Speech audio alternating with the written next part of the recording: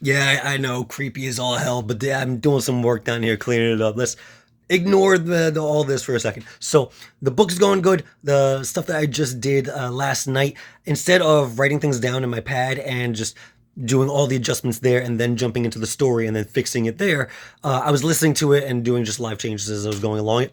That went quick. That went very, very quickly. And I don't really like doing that because I like having that book of seeing every change that I made, even though a lot of them are like spelling errors and things like that. Sometimes I'll come up with ideas, write it in there, and then just look to implement them either at the time or later on, whatever. I just did it because I just liked what was there. It's something that I had written more recently. So there wasn't a lot of weirdness with it being like, oh, I have to add details that explain other things. It just went. And so fixing that up, making that a little bit better, went quick enough. But that's it. That's going to be what we're going to listen to now, maybe about half an hour or so. And I think this sets in after chapter 4, going on for a little bit longer. I don't remember what the last video was, but I do know that I said the last video was in kind of a rough shape. This is not. In fact, I might actually, at the end of making this little intro thing, completely change my mind and decide to listen to it from start to wherever I did last night, which would be about an hour and a half, maybe about 2 hours or so of listening. I'll see when I'm in front of the computer how much effort I really want to put into this. It shouldn't be too bad. It shouldn't be too bad because, again, it is just in theory. It's just slap it down, slap it together, listen to it straightforward, see how it goes. So either this video that is oncoming is either going to be about half an hour or longer. If it's longer, you know why. If it's that, then you know why. Yeah, right. Okay. Right. Chapter 1. Cassandra's bed has a humble wooden frame, made from the soft brown wood of the outer forest. She lay deep in slumber, her body adorned with a threadbare quilt she had stitched together from old fabric scraps. Despite its worn appearance, the bedding was perfectly warm and comforting, cocooning her in a swath of faded colors. A rickety wooden bookshelf stood against one wall, its shelves mostly empty except for a bit of dust, a few cobwebs, and a bowl which contained the remains of a fat little fish with no name. It had died yesterday, though its passing won't be of any great concern. It had lived a good life, and died with a full stomach. Why, it would still have had children, had it not eaten them as they were born. Tomorrow, she will take it out into the forest and offer it to the beetles as a show of thanks. A tiny gesture, considering the fact that she had ignored their warnings. The room would be an uncomfortable space, were Cassandra a bit older and a few inches taller. It was certainly small, with no space for even a window. On the opposite side of the room was a wooden desk, covered in ink stains and surrounded by scattered parchment. Her handwriting skills would never be considered an art form, but with time and a little patience with herself, she could both read and write. To be sure, there were words she does not know, nor would she recognize, but for a 9-year-old she would be seen as clever, if not above average, for never having any formal education. The floor was a mix of perfectly even tan wooden planks and a worn-out rug that had seen better days. It was the one thing in her room that she would always keep clean, as her father had once exploded into anger when he found it caked with mud. She wasn't one to neglect her responsibilities, however the night before had been difficult and she went to sleep as soon as she got to her room. She had left a trail of mud leading from the front door, and her bed sheets would take hours to clean, but that old rug seemed to be the only thing that bothered anyone. Her mother, Catherine, would often step in should Weslow become aggressive, but this time she just stayed quiet. It was her way of agreeing with him, and she hated it, but she knew it must have been important to the both of them. It was a simple mistake that ended with more than she cared to go through, so for everyone's sake, it was kept spotless. The pattern of intricate designs were long faded from years of use, but the overall color reminded her of bright red tomatoes, which had been on her shit list since before she could remember. Cassandra groans and turns over in bed. She can hear the sound of glass shattering and yelling through the heavy wood of the walls, but it had become common to her unconscious state, as something most usual within the house. Like the cracking of logs over a fire in winter or the sound of the rain crashing upon her small cottage in the woods, it was not enough to pull her out of her dreams. As far as she was concerned, the earliest moments of the morning centered on having a bear for a pet. It seemed her parents were away, and even though it was very small, she ran about the cottage, overturning furniture and altogether, overreacting. Before the screams of the next room could register with her, Cassandra's thoughts were of how silly she was behaving towards a very friendly little bear. It was a foolish representation of herself, and she found herself immediately annoyed. But the space around her melts away as, finally, the real world begins to sink in. She can hear her father yelling unrecognizable words, and her mother, screaming. Cassandra throws off the layers of patchwork that make up her sheets and runs towards the adjacent room, but her parents' door is shut. Even at the age of 9, she knows she could never move it an inch. The wood was different from most because it was almost as hard as stone. But still, the house shook as her father raged against whatever drunken irritation possessed him today. Catherine would often pull Weslow away in these moments, giving Cassandra time to go elsewhere of her own accord. The heavy doors became the armor her mother used to protect her until he eventually calms. But today, Cassandra has had enough. She pounds her small fist against the door and screams for Catherine, who can be heard sobbing.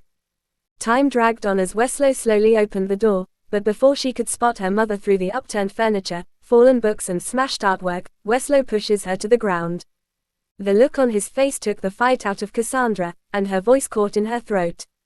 His rage seemed so out of control that his red and watery eyes reflected the smoldering embers of the fire that had lit the living room. "Get out," he says coldly, his tone flat and emotionless. Pulling her by the collar of her shirt, he opens the front door, and tosses her out like a disobedient pet, onto the cold and dry morning dirt. A small gathering of debris broke the worst of her landing, but she still fell hard and rolled side over side for several meters. Cassandra picked herself up, her knees scraped and her heart pounding in her chest. With a grimace plastered across her face, she dusted herself off as best she could. The cold dry dust would work well enough to stop the tiny spots of blood that began to pool over the broken skin of her knees. Unlike a certain friend of hers, she had no skill for the tricks that could cast off dirt, or how to tell directions with nothing but a feather. Or even the skills of her friend Yeslin, who was slow to learn most things, but excelled at mixing herbs. The sort that could accelerate the rate at which small wounds heal, would be a useful one to pick up, and she reminds herself to ask about it when she sees her next. The sky was a dull, ashen gray, which cast its gloom over the clearing around her home. The weather perfectly complemented her mood, and she found herself feeling thankful the rains had passed by the time she made her grand arrival out into the world. No more than a few patches of grass grew so close to her house, and so Cassandra liked to think that her father poisoned the very ground with his presence. She looks up to her home, its dark blue wooden walls standing tall and imposing, while she could do nothing but shake her head to clear her thoughts. Today was just another addition to the list of crappy starts to what is usually a pretty good day. The sounds of earthenware containers shattering and furniture being destroyed was going to continue, but the house would never let the sounds escape. She had seen little in that brief moment through the open door, but it had told her everything she needed to know. Cassandra's small fists trembled with anger as she thought of her mother trapped in that kind of tempest. Weslow's face, contorted with fury, was etched into her memory. But her mother would endure, as long as Cassandra left and stayed out of the way. She knows he couldn't hurt her if she stood up to him, her friends have told her all about the way he gets. He stumbles into town, already reeking of alcohol, then continues from bar to bar until he starts a fight, eventually getting beaten and thrown into one of the hundreds of alleyways. Possibly, the only positive thing anyone's ever said about him was that he somehow managed to live so long, but Cassandra was not convinced anyone ever meant it as a good thing. Long stacks of blue logs made up her home, with wood that was impossible to harvest unless naturally fallen. While en route they would be as hard as stone. Nearly as hard as stone, meant that getting back inside would never work. It left a sickening feeling in her stomach, but if she remained inside she would only risk getting the worst of Weslow's anger. She walks to the back of her home, her bare feet atop the cold-packed earth sending shivers up her spine. But fortunately or not, this wasn't the first morning of its kind, and Cassandra was ready. There were never any sounds this close to her home. The massive trees prevented any substantial breeze from passing through, and the animals seemed to avoid the large clearing of their property. No birds with their morning song ever greeted Cassandra's arrival, but at the least, there would be plenty once she got closer to the forest. After moving a few carefully placed stones, she gathers a small pack of clothes from a box, wrapped in a brown scrap of fabric, and removes a small blue knife, found several weeks ago as she traveled through the forest. She stares at it darkly, and remembers her mother making her swear to never harm Weslow, even though she thinks it would be pretty easy to catch him unaware to end both their problems at once. She made the promise with blood, but it was what it took for Cassandra to begin her training, and she would never betray her mother's trust. The tiny scar on her thumb reminded her of that much.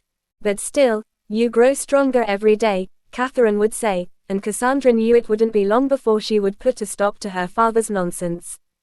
Deciding to focus on getting through the forest, she takes the knife and cuts a strip of cloth from her pack. She takes a few small blue leaves and wraps them around the wooden blade, their leathery toughness making them a suitable sheath. She had to use every resource available to her, and so her clothes were also made from the forest leaves. Layers of them sewn together and treated in oils would retain their soft and supple nature, and a simple tunic design allowed her plenty of mobility. After pulling the clothes over top of her nightgown, she uses the strip to tie the bundled-up knife, just below her knee, before setting out into the forest. The cool morning air wrapped around her, casting off any remaining haze from having woken up no more than a few minutes ago. The sky above was a tapestry of thin gray clouds, moving slowly as the rising sun peeked out over the horizon. It was going to rain again, but for now the crisp earthy smell was something to enjoy. Once she gets to the city, it would be very different. Chapter 2. The forest always seemed welcoming to her. The massive leaves above provided few patches of dappled sunlight, yet still it danced upon the forest floor, illuminating vibrant mosses and wildflowers that painted the landscape in a riot of colors. With each step deeper into the woods, Cassandra's senses heightened. She could feel the coolness of the forest floor beneath her feet and let out a small shiver. Her shoes were made of the leaves of the forest, tough, thin, light, supple, and waterproof, but at the sacrifice of warmth. She decided that she would set out for a run to warm up, and Cassandra takes off into a steady, though cautious jog. The softness of the moss clung to the tiny hairs of the fior leaves that cushioned her soles, but it also helped keep her steps silent. The occasional rustle of leaves, as unseen creatures scurried away, helped set her mind to task. She had learned to navigate the blue forest, modifying her path each time to evade the creatures that called this forest home. The forest floor bore evidence of their presence, tiny paw prints reminiscent of mice and larger webbed tracks that left deep, four-pronged gashes in the earth. Cassandra had adapted, randomizing her route to avoid the predictable patterns of these inhabitants. But today, a sense of unease settled within her. Her recent confrontation with Weslow still echoed in her mind, and his eyes, burning red with anger, haunted her thoughts. It was unlike anything she had experienced before. There were a few tricks to getting by in the forest, and it took more curiosity than caution to figure them out. But even after years of moving through, there was always something new to discover. The smallest kinds of life seemed like a safe place to start when she first became curious, but she didn't expect that so much of her initial trips would be filled with following the lives of tiny blue striped beetles. She couldn't stand bugs at first, and she'd get upset each time she found them in her hair or clothes, but they never seemed interested or bothered enough to bite her. They surely could, for protruding below their 3 sets of eyes were 2 sharp rows of mandibles, but it didn't take long for her to find out how they survive. For around 4 days a month the rain falls non-stop, making traveling through to town impossible. But after the great storms pass, the flood waters push the town's filth and trash into the forest, where it's broken down by creatures such as the little beetles. Each month they'll eat the garbage or bloated remains of the dead that gets washed in from the city. Within a few days they strip everything off the dead, leaving nothing but bones behind. It was a disturbing sight to be sure, at first. But after she learned that the various animal bones could be used for picking locks, she came to absolutely love the creepy little things. She overheard the older guild members saying that any lock worth picking will be warded against metal tools, but nothing could detect bone. That meant that each month she could collect enough to sell and treat her friends, and as the few dozen bones rattled in her bag, she was eager to meet up with them.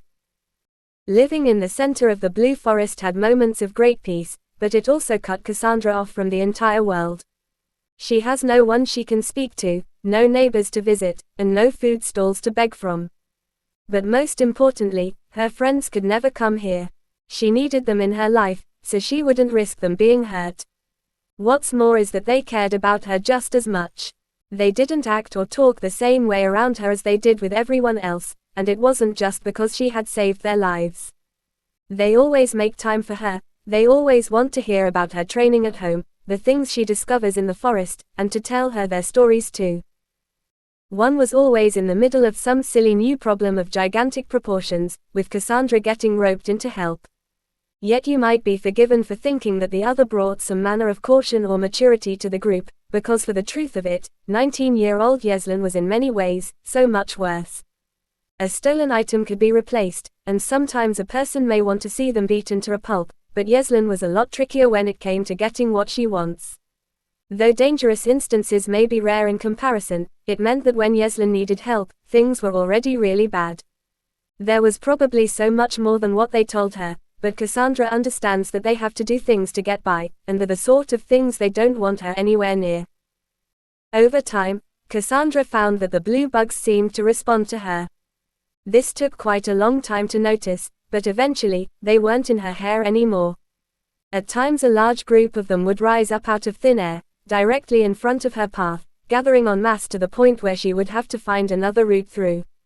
On more than one occasion she had even gotten lost, only to follow a path of beetles towards where she needed to go.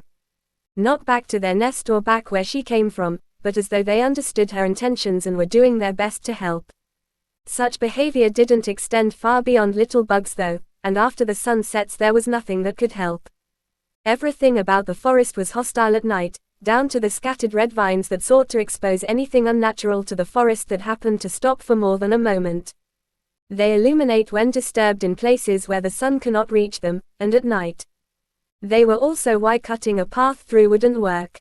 They're hard to see, and once severed, every attached section for 3 meters would instantly glow. Even if only for a moment, being exposed so clearly would draw out the worst kind of attention. With the light still piercing through the trees, this would be among the last chances she gets to be still until she reaches the other side of the forest. Squatting down to steady her breathing after her run, she closes her eyes to recall the events of that morning. Weslow reeked of alcohol, and there were some signs that he was recently in a fight. His shirt was torn, with a few dried brown blood stains trailing down his chest. He had some fresh bruises around his eyes and lips too. He got beat up, she whispered aloud. He's so fucking pathetic. It was a regular sight to see him in such a state, then taking his frustrations out on his family, but there were times when everything seemed fine, yet her mother would send her away, sensing something must be off with Weslow. Those times were by far the worst. Her mother had to conceal her injuries with thick makeup or wear layers of clothing to hide the purple swelling from bruises.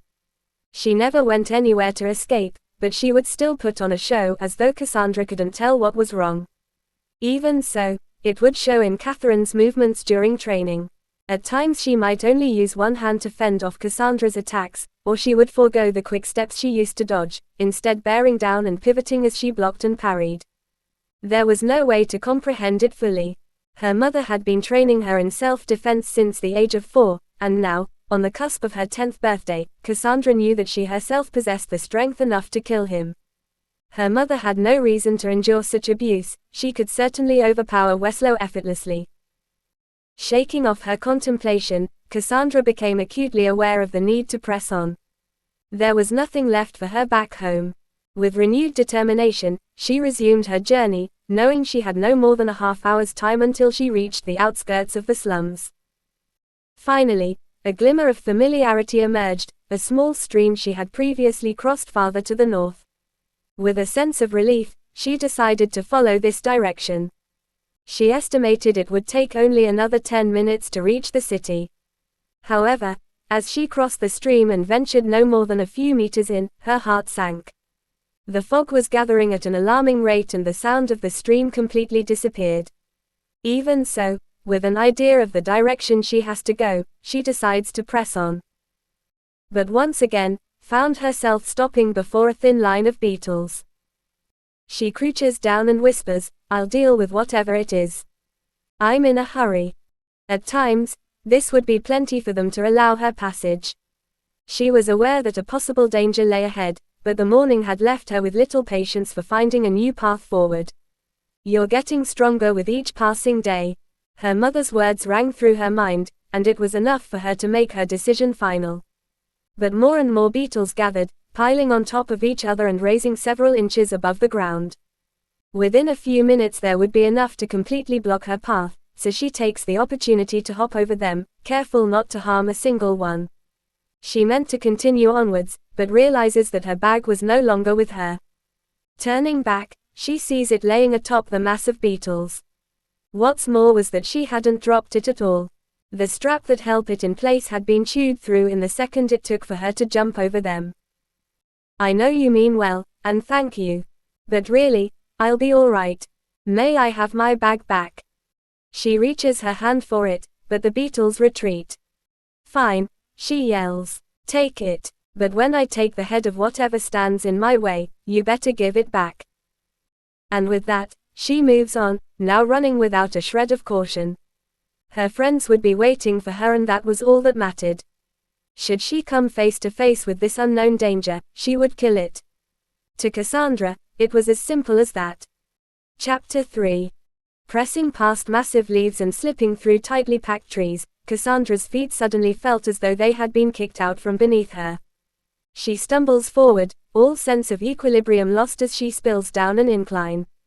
She touches down hard onto her back, her head hitting hard against a stone that lay just under the mossy surface. Cassandra's head was still spinning as she stood up, the muscles in her back screaming at the effort. As her vision clears, Cassandra's mouth drops open in alarm. She was surrounded by a hazy white fog that poured out from within the very earth, parting to reveal a blood-red lake, stretching out into infinity. Sitting at the water's edge, their feet dangling below the surface, was a boy not much younger than Cassandra. An instinctual urge to call out a warning surged from within, but she immediately clamped both hands over her mouth, muffling any sound. She dropped to her knees, keenly aware of the stillness that enveloped the water's surface. Something was terribly wrong. Ensuring she remained hidden, Cassandra maneuvered side to side, inch by inch, cautious not to disturb the individual vines beneath her feet for too long, until she found better cover. Minutes ticked by in eerie silence, and just as doubt started to seep into her thoughts, the piercing sound of a man's voice shattered the tranquility of the surroundings. It came from across the lake, so Cassandra took that moment to scramble over to the closest tree that could afford her a better and safer view. It didn't take long for the yelling to get closer, the fog seemingly guiding her sight, as the only clarity she could see across the lake was a single spot, where before long, a man, eyes wide with frenzy, appeared yelling, "Please, come back." The fog thickened around the boy at the lake's edge, but at the man's words a new voice emerged. "I'm over here, Dad. Help me, I'm scared." Cassandra's mind reeled in terror. This wasn't right. The voice of the boy emerged through the fog, but the figure at the edge of the lake had still not moved at all. This was a trap, and it wasn't meant for Cassandra. The man, distraught as only a loving parent could be, sees the childlike figure and his words of comfort come pouring out effortlessly. This man wasn't Weslow, this was a good man. This was over. The water only rose to his waist, but halfway across, the man seemed to struggle. The mud had ripped the shoes off his feet, pulling him by force with every step he takes. He stops for only a moment, his energy draining rapidly. He still calls to the child, still yelling words of comfort. "You'll never have to be scared again, I will get you home safe, I will save you." But he has stopped for too long, and now the vines within the water begin to explode into radiant light. The water begins to swirl around, and from within the whirl emerges the form of a woman, her body dripping the glowing red water of the pond as though it were blood off the fangs of a beast. Cassandra was frozen, her eyes widening in horror. She wanted to scream, but the sound was lost to her as the billowing white cirrocumulus wisps threatened to pull Cassandra in with its force. Within seconds the fog had gathered into a sphere, encapsulating the man and now lifting him above to water to stand at equal height with the creature. "Run!" Every fiber of her being screamed at Cassandra, but she couldn't. The fear had its grip. "Run!" Again the words tore through her mind, but it made no difference. The maddening dance of mist began to rip at the man, slicing away chunks of his flesh as his screams burned into Cassandra. Clasping her hands over her ears did nothing to silence his agony, but the sound was enough to return a fraction of her senses. Looking down, she sees that the red vines had wrapped tightly around her left ankle, and were beginning to give off a light that drew her into the depths of despair. Panic surged through her and her entire body was trembling while the light continues to spread, as if to say, "You're next." She takes the small knife off her leg and managed to quickly cut herself free, not caring in the slightest that she sliced herself in the process. Her last glance back came as a matter of instinct, and what she saw would never fade in its clarity for the rest of her life. The vortex of fog was filled with blood. The man was nothing more than the gore within, save for one thing.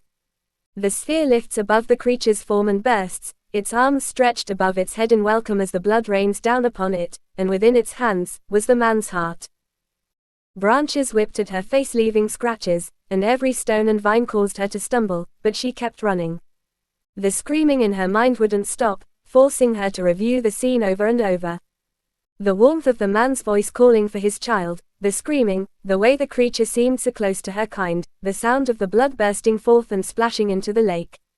There was no order to what happened, just relentless flashes with increasing clarity for every instance that played on repeat. The man's face agonizingly contorted in pain, the creature's black eyes twisted up into an expression of ecstasy, and now she sees, his heart had still been beating even while the rest was ripped apart. She didn't stop running until she could see the trees returning to the brown that indicated the worst was behind her. She could now feel the wetness of the blood on her face as she touches her cheek, but though the damage wasn't significant, the sight of her own blood returned her to that moment. The damp earthy smell in the air around the lake, the vines with their red glow, and now the blood on her hands, that may not entirely belong to her. With her flight of survival flooding her mind, she had relaxed for only a moment before the memories came flashing back into her reality. Clenching her hand to her mouth, she couldn't stop her body's violent reaction. The vomit pushed through her fingers and the tightness in her stomach forced her to her knees. Releasing the rest of her sickness took the air from every inch of her lungs, and she rolled on the ground, thrashing her filth-covered fingers against her throat, wordlessly pleading for air to return to her. The light begins to fade from her eyes, but she has just enough sense left to hear the only sound she needed. "Fuck. Kid. No. What the fuck happened to?" And despite the rest of the words fading into oblivion, Cassandra, tears streaking down her face, managed a small smile before losing consciousness. Chapter 4. Garliette. Sister Garliette sleeps in a room located closest to the gardens, which she feels has its share of positives and negatives. The room looks about the same as all the rest, however it did have its share of unique qualities. It may have originally been a washroom for as much as she knew, however hundreds of years ago when the grounds were new.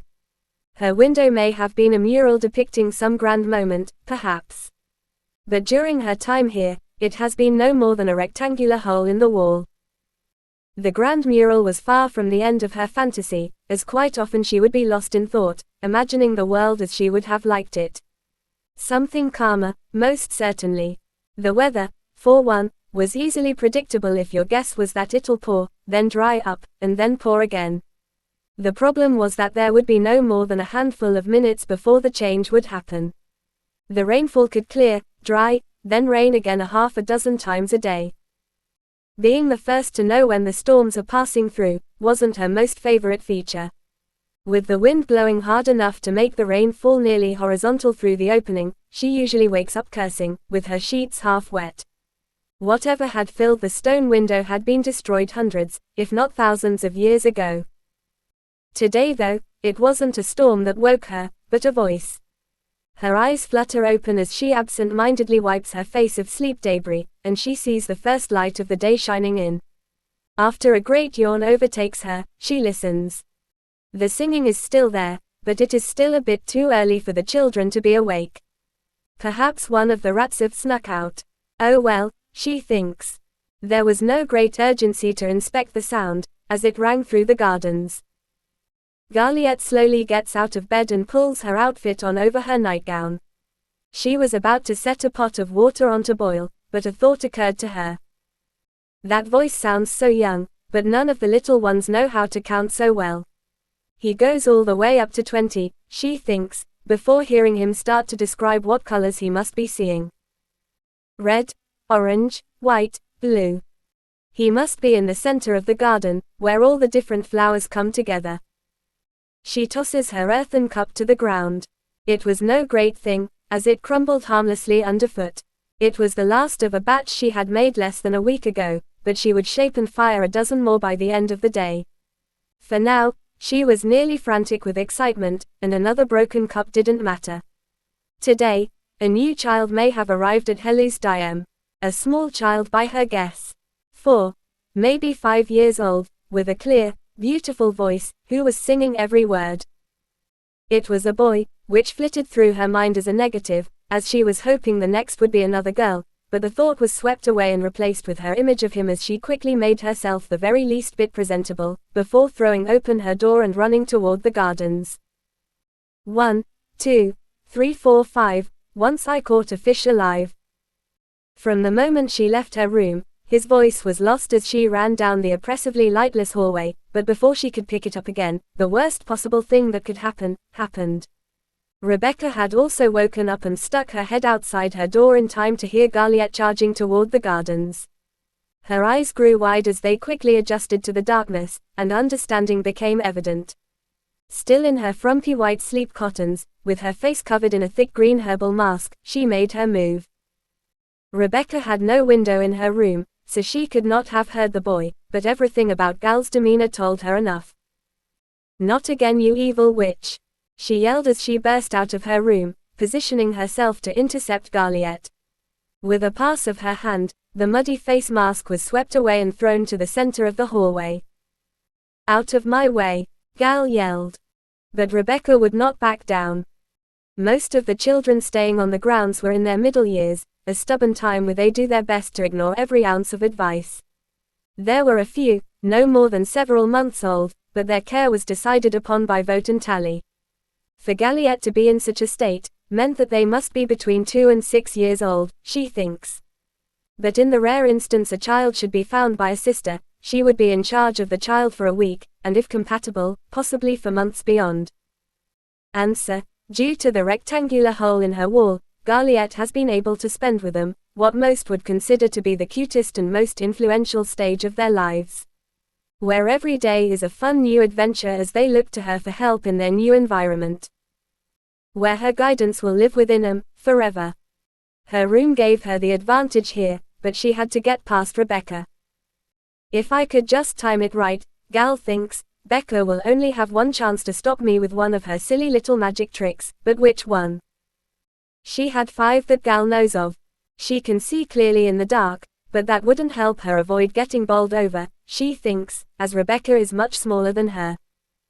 But Garliette, unfortunately, isn't the quickest thinker, and so her plan came much too late. Rebecca simply placed a single finger against the wall, and it was done. Quick as lightning, a bright, thin white line crackled and traced itself down the wall and flashed across the ground towards the bit of mud she had thrown. Garliette couldn't have seen it. Rebecca was 2 steps ahead of her, and for just a second, the ground had become like ice, causing Garliette to let out a surprised yelp as gravity began to make little sense. But this wasn't over quite yet. Garliette had built up enough momentum that no matter which magic she used, her body would still crash hard into Rebecca, taking them both to the ground in a tangle. Each tried to get up, but the other kept pulling her back down. "See? You're not so clever, I knew you'd try something like this. Yet, you're still on the floor. How was that your plan? It did work, and you didn't even hear the boy. So I'm right, this is unfair. You can't claim another child when others are waiting. I won't allow it." "Allow? When did you become so important? And it's only for the first week. You're being dramatic. Let go." "Absolutely not. Help. Help me, anyone," Rebecca yelled at the top of her voice, in true dramatic fashion, all the while locking her arms around Gal's waist. Mere moments later, the hallway was lighting up and filling with giggling women, who all clearly understood the situation, and in the distance, she could hear the young ones waking up. It was time to give up. Fine, I said. "Get off of me. You are absolutely shameless. What's going on? There's a new boy in the garden. How old is he, Gal?" "I couldn't see him, but I'd guess 4 or 5. I heard him singing his numbers and colors." "Singing? The matron pushes past Garliette, with everyone in tow. The look Garliette gave to Rebecca would have to be revenge enough. But as they got to the gardens, there was no child to be seen. It was Trader Grellis' voice that cut through the commotion. Fengia took the lad to the men's kitchens. Brash will know if the boy stands hearty and hale, and after that they'll bring him over to the women for coddling. A cold smirk of disappointment ran across more than a few of the women's faces, as this was a sign to scatter. Rebecca shook her head at Gal, waved hello to Trader Grellis, then began the walk back to her room. Unlike most of the men allowed into the house, Grellis wasn't there to court one of the residents. He was a long-time trader whose family had sold and supplied the house for generations. This, the sixth of his line to take up the kindness, was much less the rugged man than his father. And for a good reason. Grellis Senior the fifth was more of an adventurer than trader. The man couldn't sit still, and he pushed the limits of his journeys as far as he would dare, bringing the household more tales than fresh food. They would never complain, but the newest head of the family, they felt, was nothing less than a blessing.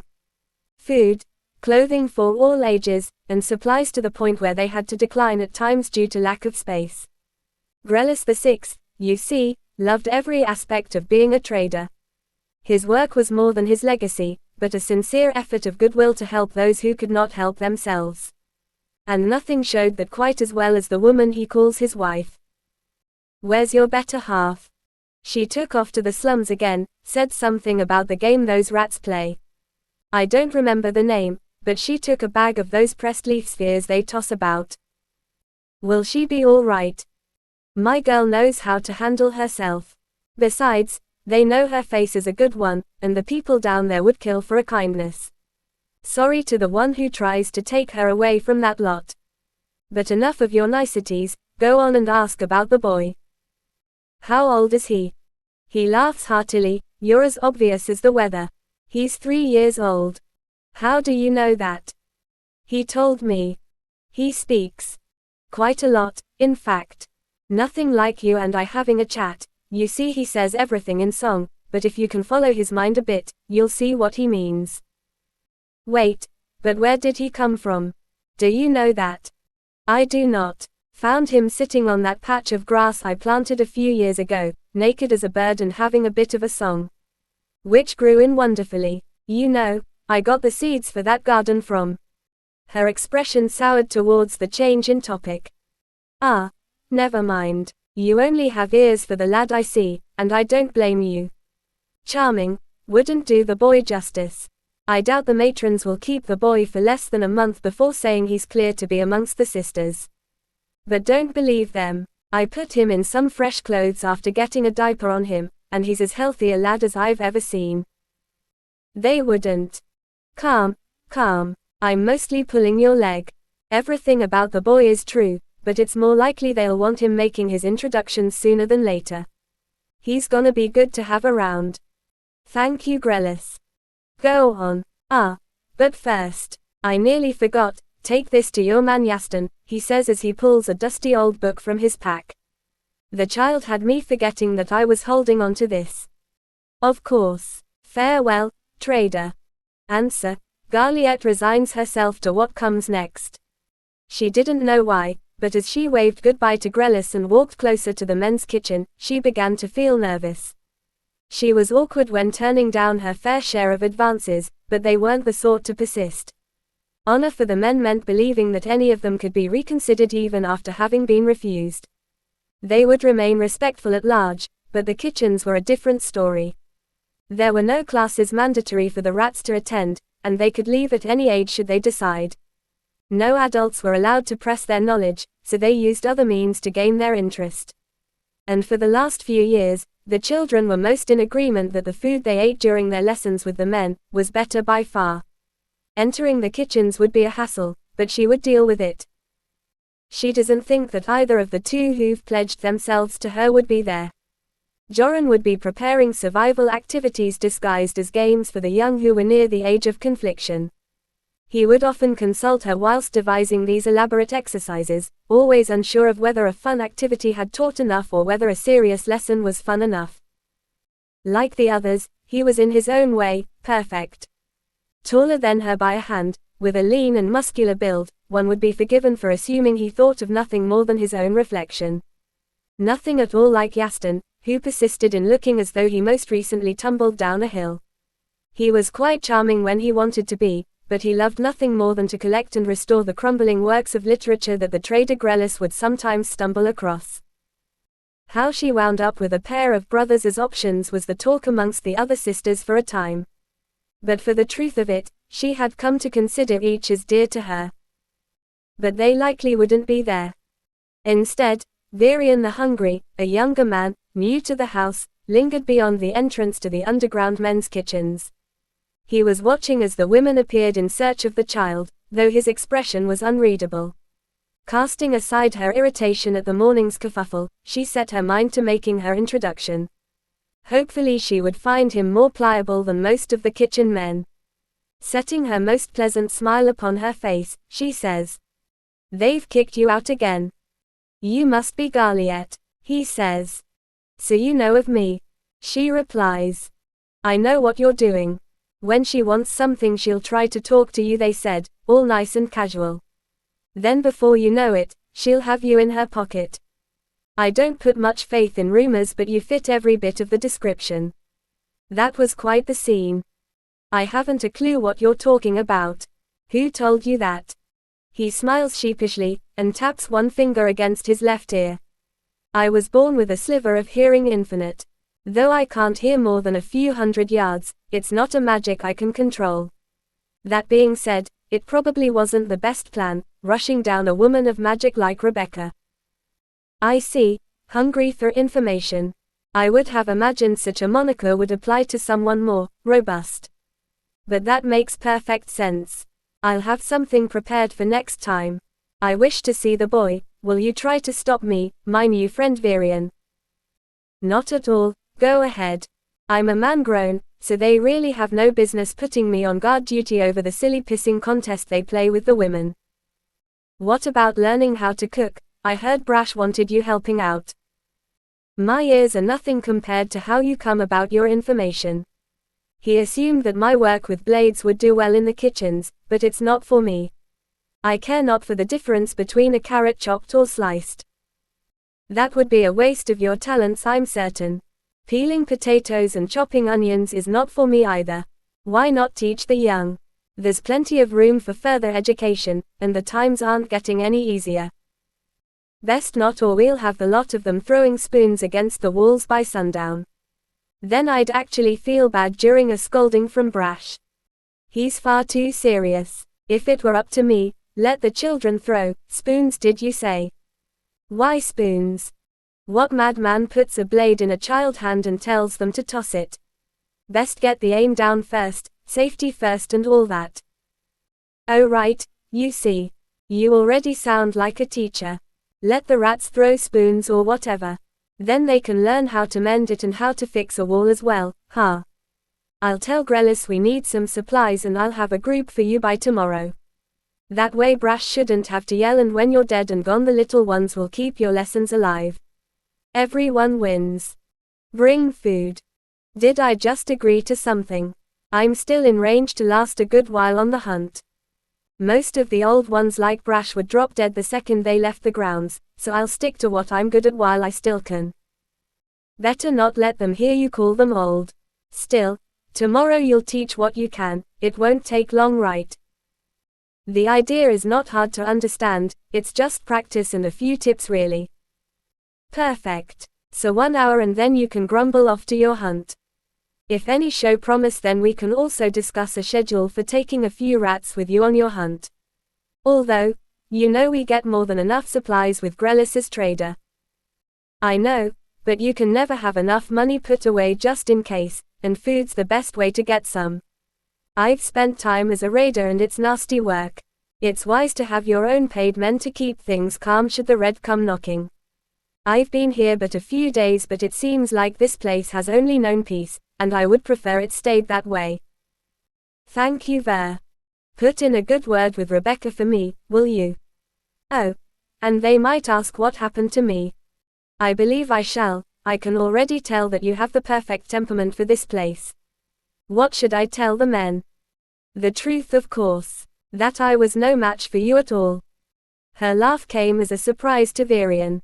Though not the most graceful sound, it was loud and infectious, and he couldn't help but smile as she passed down the stairs and through the doors to the underground. A chorus of noise assaulted her all at once. The sound reminded her of the battle arcade the warrior men set up for the young ones, except instead of a cacophony of clattering and yelling, it was more akin to a rowdy night in a tavern. They were singing, though the words were muffled through the heavy iron doors that stood before the true entrance to the kitchens. What's more is that she could hear the sound of pots being banged together in a rhythm that echoed into the hallway. This was nothing at all like what one would expect from a kitchen run by Brash. Demanding silence when at work, he was warden and executioner of any who would disrupt his flow. A state the kitchen women would often compare to a function of their own biology, mocking him as best they may, for what else could they do? The man will cook for everyone except the 13 adult women, a historical first for the house, leaving the other men to handle preparing ingredients and forging the occasional plate or cup. The women's kitchen became more of a meeting room for discussion or gossip than necessary for the running of the grounds.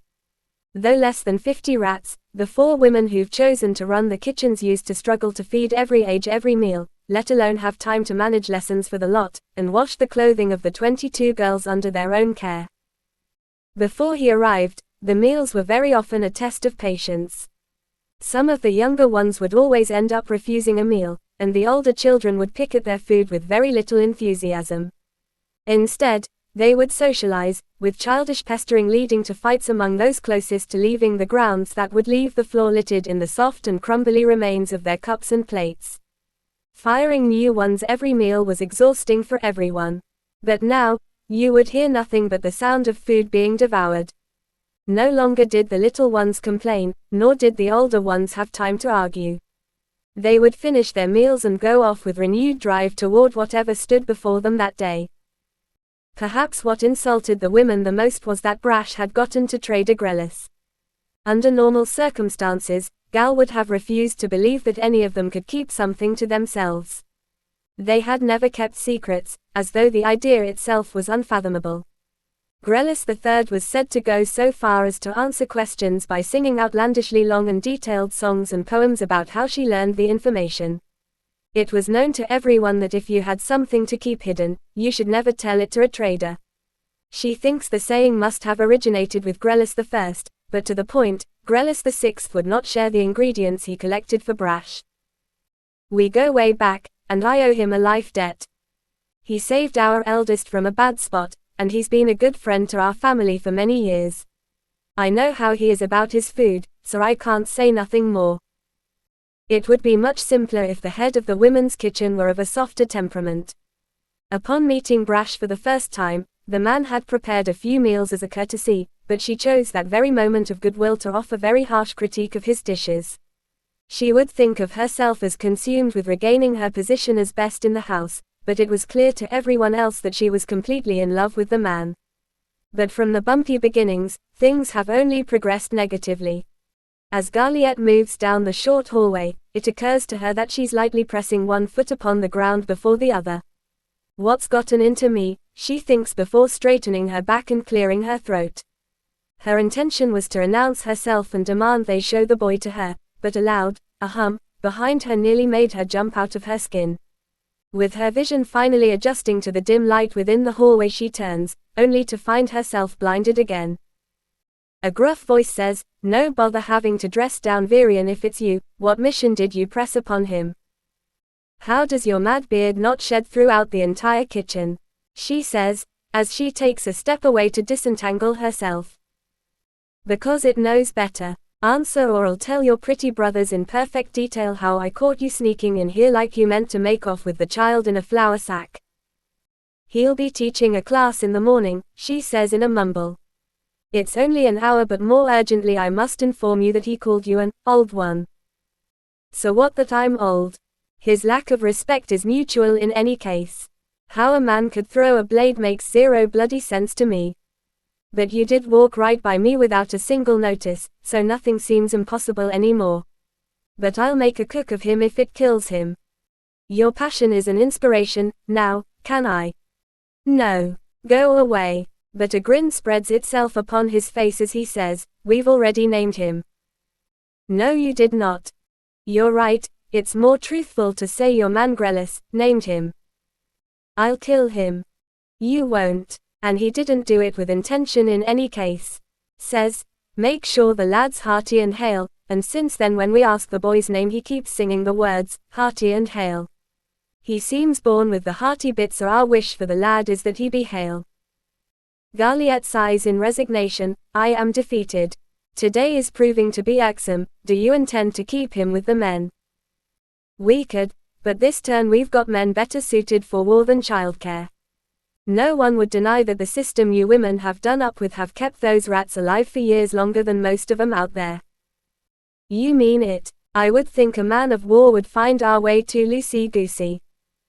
"I don't know the last words, but I get your meaning, and yes. It should not work, and I don't know how it does, but they leave here strong. If you let me at least see the boy." "Hale." "Yes. I will help you with your heart condition." "My what?"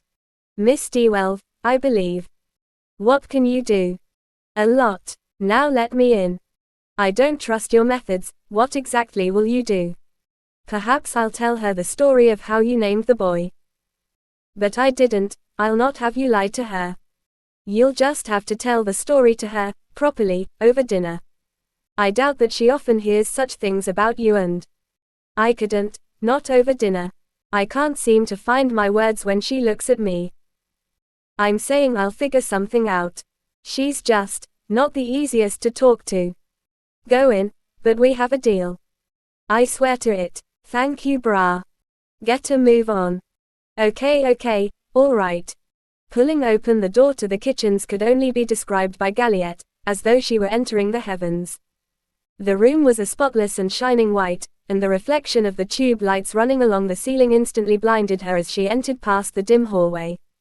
It was only for a second, but the chatter of noise within made it feel longer. She blinks a few times and comes to see 5 men staring at her with shit-eating grins on their faces. Galliette looks from corner to corner of the room, and doesn't see the boy at all.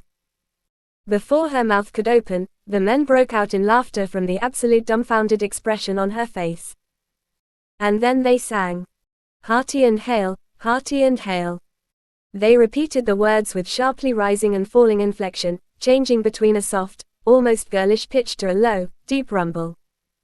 "Where is he? Brash, get in here please." "Ah, that was quick. Your man Yaston took the lad through the underground to the matron then, it seems." "I was told he was on the way." It was Fengia who spoke up then. "Brash couldn't have known, they departed mere moments ago." "Deal's a deal," says Brash, over her shoulder. "Fuck, any luck I could go through and—" "None. Ain't no light down there, and we've got no one to spare to guide you. Normally we wouldn't take a lad that young through, but when we heard Yaston he ran right into the tunnel. Yast has got him, but it doesn't seem to bother him a bit. The dark, I mean." "What was he like, Fen?" "Is telling you a part of this deal I heard you making with the big man." "It is not," Brash says. "I got it, I'm going." Chapter 5. He's never seen the kid look like this before, and he can't imagine what could have happened. Cassandra ran errands for his guild, doing jobs that are otherwise meant for capable adults. More than that, the first time they met 3 years ago, was because she saved his life. His life. A 13-year-old member of the guild saved by a starving 7-year-old blade of grass wielding no more than a sharpened twig. He yelled, pleading with her silent and still form, "Come on, you're okay." He forces out a laugh in desperation. "You don't usually go in for these types of pranks, but if you're starting today you really got me, kid, please, come on. I know whatever it was, it would have to be real bad, but you've seen worse. You've got to have been through worse, right? And you always turn out all right. Wait." He pauses for a moment to think. "Damn it, where the hell is Yez? She's supposed to have been here with me," he says in his panic. The sounds from the edge of the forest was like a siren. Every creature seemed to be crying out all at once in a deafening cacophony. He put his right ear against her back but couldn't hear anything amongst the noise, but just then a look of hopeful uncertainty spread across his face. There was a fight a few weeks ago, and it immediately stuck out as important. I thought I killed that fat fuck for well, you showed me how to check. He turns her onto her back and takes one of her shoes off, rolling the sock just below her ankle. Then, placing 2 fingers against the back of her ankle, he lets out a sigh of relief. I owe you for showing me that one, but are you gonna come too? I'm not exactly the biggest guy to go carrying you around. He softly chuckles and says, I wonder if Lawson wouldn't mind lending a hand. Forcing his tone to remain light in case she can hear him. He shakes her softly, but with no response he sets his mind to what he has to do. She was out like a light but breathing softly now. With a pass of his hand inches above her body, the filth was swept away and he tosses it back towards the screaming Forrest. Overall, she seemed unhurt, but he was the furthest thing from a doctor that you can get and he just didn't feel very confident with that assessment. From off his neck he takes a long scarf and twists it into a sling.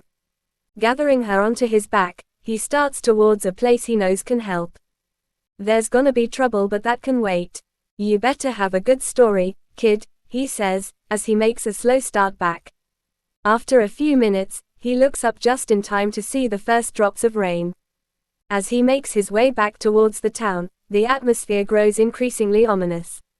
Dark clouds rolled across the sky, quickly swallowing the last remnants of sunlight. The air grows heavy with the smell of rain, carrying with it a sharp earthy scent. The wind picks up, whistling through the narrow alleyways and sending dust and debris swirling in eddies. As they enter the outskirts of the slums, the dilapidated state of the buildings become apparent. Crumbling facades lined the streets, their paint long faded and peeled away, revealing the decaying wood beneath. Broken windows were patched haphazardly with boards and tattered sheets, barely keeping out the elements. The streets were littered with garbage and discarded scraps. The outskirts seemed deserted and desolate, with only a few stray figures huddled in doorways, seeking shelter from the storm. The sound of distant thunder rumbled through the air, a low, foreboding growl that seemed to emanate from the very heart of the forest itself. The flickering firelight pouring out of the buildings cast eerie, distorted shadows onto ground. The rain started to fall, first as a gentle drizzle, then rapidly growing into a torrential downpour. The water beat against the rooftops, creating a cacophony of splashes and drips. The once dry ground turned into a muddy quagmire, making each step a struggle. The weather meant he couldn't use the rooftops to cut through, but he still counted it as a blessing. From time to time, Cassandra would cough and spit, but the storm was at least bringing her back to consciousness. He could feel her body returning control over itself, and before much longer he heard her quietly say, "I'm all right now, please put me down," which he did on the spot, but he kept one hand extended ready for her to steady herself if she needed. She didn't. The walk to the guild was uncomfortable for him. Normally he couldn't stop himself from talking, but now the sound of clouds bursting forth tendrils of lightning was all that could be heard. He waited for Cassandra to tell him anything about what just happened, but she never said a word the entire way. After entering the guild he takes her to find a quiet place to talk, before finally asking her. What happened there? The forest was worse than usual today, it's nothing. The look he gives her says that he doesn't believe what she's saying. I just took a new path, I can avoid it. Don't worry Hales, please. Fine. But do we gotta get you to Shulosmere? She should take a look at you at least. No. Is Kilornson waiting for me? That's one way to put it, if by waiting, you mean throwing a tantrum and flipping things upside down.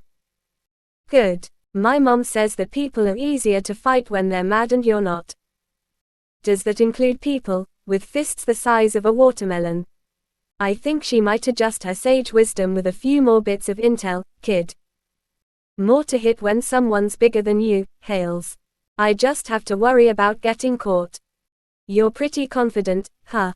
Well good, because I'm gonna have to go find Yez, and she's gonna flip out when she hears what's going on. And I'm not saying shit about all that with the forest. You're gonna have to pipe up when you're ready. Just tell her it was my decision, she'll understand.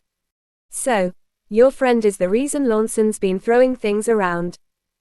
Hey. Mittens, where have you been hiding? Come on Hales, you know I hate when you call me that. It's the first day, Sarai was out taking count of the new faces. Since when did uncles put you to work? Yesterday you were still a chubby little baby running around without a diaper. Hey Cassandra, he used to be so cute. When he was real little we let him pick his own name, so for a while he named himself after the cat that hung around chasing the actual rats. I was like 5 years old. Yeah, well, some things shouldn't change. Is your sister around? Rin's talking to uncles, trying to get him to do something about Lawson. Damn. Alright, let me check in with her, then I'm gonna head out. The rooftops are drying off so it shouldn't take long to spot Yez. Don't get going until I get back, I wanna see you wipe the floor with him. Until then, just hide out. Got it. Yeslin came by, looking for you two earlier. She said she's going to try to get some work in, so I expect she'll be somewhere around sunlight. She forgot the time we were supposed to meet up again, I should have guessed. Thanks, Old Man Marbles. Chapter 6. Your little brother is getting too big. What is wrong with you? I've been getting more sentimental in my old age. You know I'm talking about Cassandra. She's 3 years younger than Marbles and you'd pit her against him, she says as she points over the balcony to the large man down below. You guys have her collecting in Hightown. She wants to be part of the important stuff. Uncles won't risk it. If anything crazy happens and her stone goes red, you know how big of a problem that'll be. And if it's true that her mother takes command of her training, then what happens to the guild if she's hurt or killed? That won't happen. It won't, because uncles want Lawson to end the fight as quickly as possible. When he wins, she has to stop getting involved when we tell her to stay out of something. What happens when the kid wins? You're serious. You haven't seen her in a scrap, Rin. The kid almost looks bored if there ain't more than 5 guys trying to kick our ass at once. She could do a lot of good around here, too. Put her to work. I could get my shit done in half the time with her watching my back. Maybe then I'd have time to ask you out properly. Properly? Oh no. No. You're not going to distract me. If she can beat Lawson, then uncles will consider putting her to work. They want to talk to her mother, too. Getting a word with her ma won't be possible, but I might be able to get us a table at Rezion up in Hightown. When the kid beats up your brute, I'll come by to pick you up around third moon. Fine, but it won't happen. And when Lawson wins, you will swear to stop picking on Marbles. Done. But one more thing. It's never ending with you, what else? When I get back, you got to keep Yez out of the fight. I didn't want her here at all, but the kid wants her to see. If she hits me, I'm going to take it out on you tenfold. She won't, trust me. Now I have to check in on your champion down there. He's not in the mood for your jokes, Hales. Everyone needs to lighten up. I'll talk to you later, Rin. Kilaunson's mocking laughter fills the courtyard. Ulran, I told you they wouldn't change their minds, so where is the child? Hales, I know you're here, where is your warrior? It's not time yet, old man. She'll show up. Will you use weapons? You're taking this joke too far, Hales. I won't hold back, you understand that, right? Weapons, Lawson. Do you need one or not? It would be embarrassing to hear you bitch and moan after she slices you to ribbons. You looking to cross me too, Hales? Of course not, our styles don't really match up very well. Can't throw a knife unless someone's back is turned. Coward. Exactly. So to confirm, you'll be weaponless, and she can use whatever she wants. She can ride in on the back of a flaming sheer beast for all I care. Yes. Let her use whatever she wants. I'll let her know, but I'm just saying, that's a pretty dumb idea, old man. I'm tired of your mouth, Hales. If I see your face one more time before the girls, I'm going to twist the head off your body. That's all I needed to know, hang tight. I'll be back and then you can have at it. With that, Hales heads out of the guild by taking the route partly upwards to Hightown, but he jumps off onto the rooftops, a few meters into his ascent. He heads towards sunlight, which isn't a place as much as the literal spot in the city where the sun is currently shining. He catches her standing at the opening of an alleyway, wet from the rains, and looking thoroughly irritated. He lets himself down behind her, far enough that she wouldn't hear him. He crouches down, slowly moving up in back of her. Chapter 8. People can be so stupid sometimes, Yeslin thinks. She stands at the entrance of a dimly lit, dead-end alleyway, shrouded in shadows as she observes the residents of the slums bustling about. The humidity weighed heavily upon the air, clinging to the packed dirt street and enhancing the earth-laced odors of urine and blood. The recent rainfall only seemed to worsen the stench, and Yeslin's clothes clung uncomfortably to her breasts and legs, drenched in a mixture of sweat and the oppressive moisture in the air. The slums were no place for outsiders, but everyone had their reasons for venturing into this derelict corner of the city. Yeslin couldn't fathom their motives, but they all appeared the same to her, marked by their smiles or the fact that they smiled at all. It was evident they sought an escape, and today, that fact bothered her more than usual. The night before had been troublesome, and she had to slip out of her client's home without payment. Just as well, she supposed. It was a dull night and she thought she would enjoy a bit of a scene, but she was in no mood for a fight. In jumping out of a window, she had forgotten her money on the table next to his bed. Still, no matter what happened at home, he will come back. She has no monitor to protect her during work, but no client would know that. Kiveld would be more concerned with the guild stepping in to collect her earnings, than with his wife's anger. Though she was unaffiliated, fear of the guild was enough to keep most people honest. She did find it a little surprising, as most couples would be open about picking up a woman like herself. It's a regular occurrence for a client to involve their partner, and it usually meant that she could stay the night without fear of someone smashing her head in, during a jealous fit of rage. But now, her ears pick up the conversation of strangers to the slums, and it was enough to make the last of the night's memories evaporate from her mind. "This is utterly revolting," a young man grumbled to his companion. The man gripped his arm and pulled him closer, whispered loudly, "Are you insane? Keep that to yourself, or we'll never make it out of here." Oscillating between smiling at every beggar with a foolish grin and casting serious glares at his partner, he hissed, "I don't understand why you insist on being here." Yeslin had overheard this conversation before, and she noticed that others had also taken notice. She had to act swiftly, lest they get scooped up. If they were lucky they may have a great time, but the chances were also just as good, that their bodies will be left discarded in the vicinity. As she began to approach the two men, she experienced a surge of emotions. Surprise washed over her, quickly giving way to fear, and then, in the blink of an eye, annoyance. There was only one person who would flip her ponytail over her head, causing it to smack against her forehead with an audible slap. She turned to face a freckled, 16-year-old boy, his face reddened from the effort of stifling his laughter. With all her might, Yeslin unleashed a punch, the white stone on her wrist catching the light of the rising sun, briefly casting a neon glow as it streaked through the air. The boy tumbled backward, landing on his backside, clutching his face but continuing to howl with laughter despite the filth seeping into his clothes. "What the fuck, Hales?" Yeslin screamed in frustration.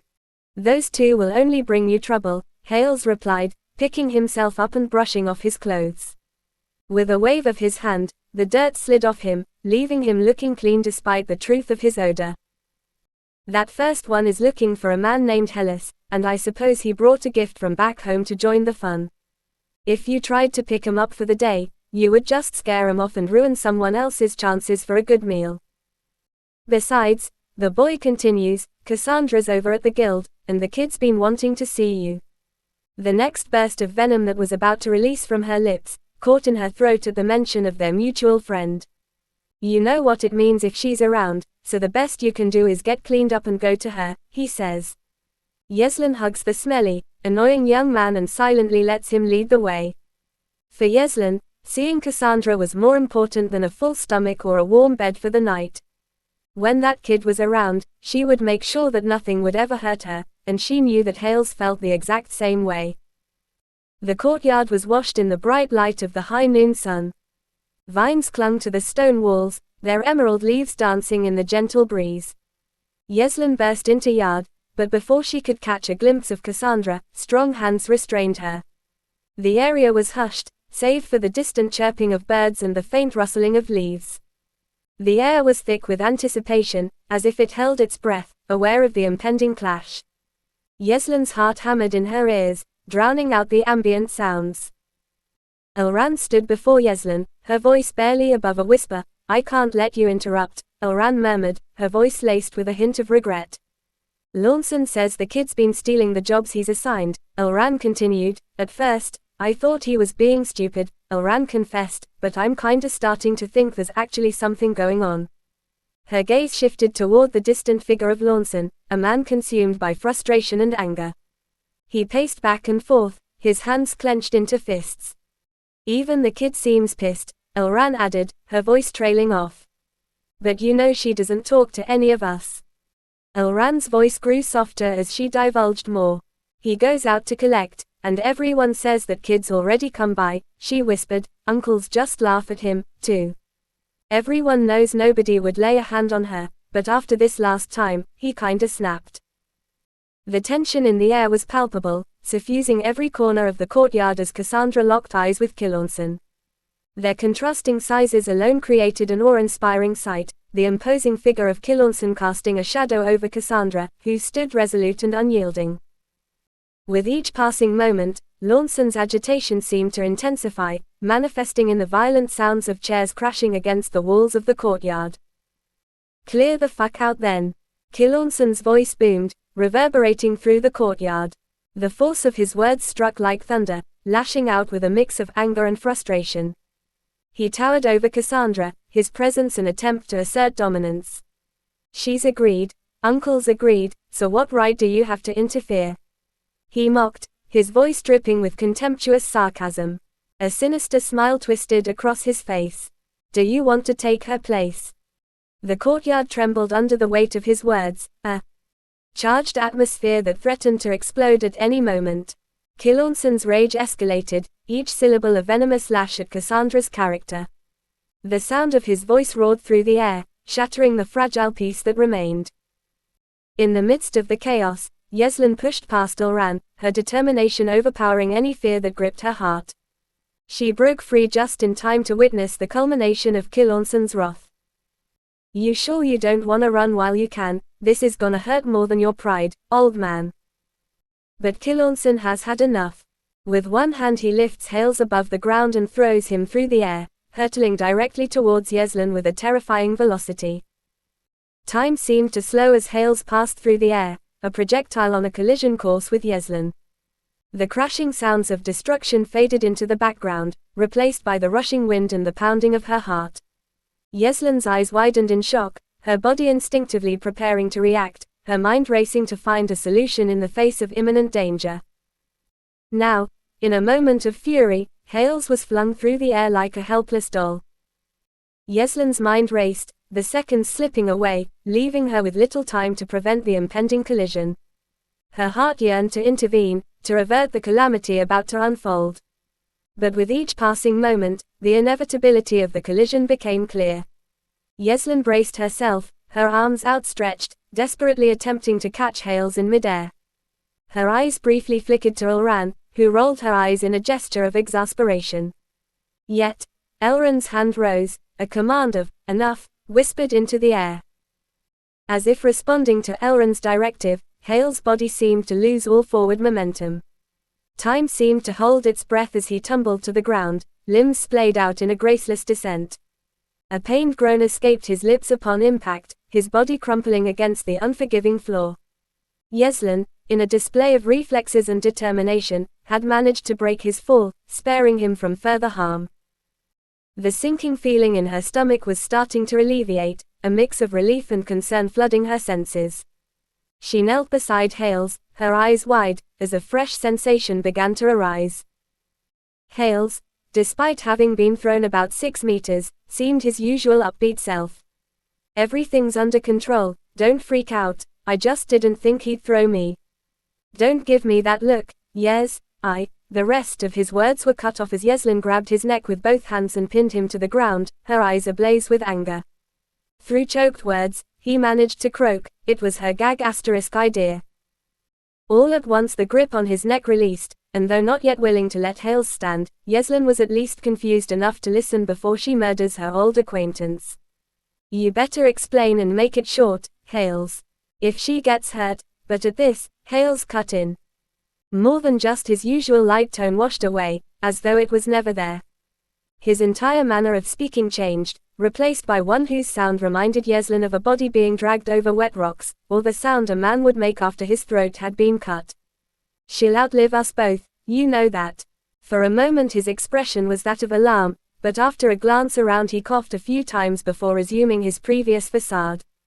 Just relax, Yes. The kid feels like she's being treated like a kid, and she wants to show that she's not like the rest of the rats, who only line up for a meal.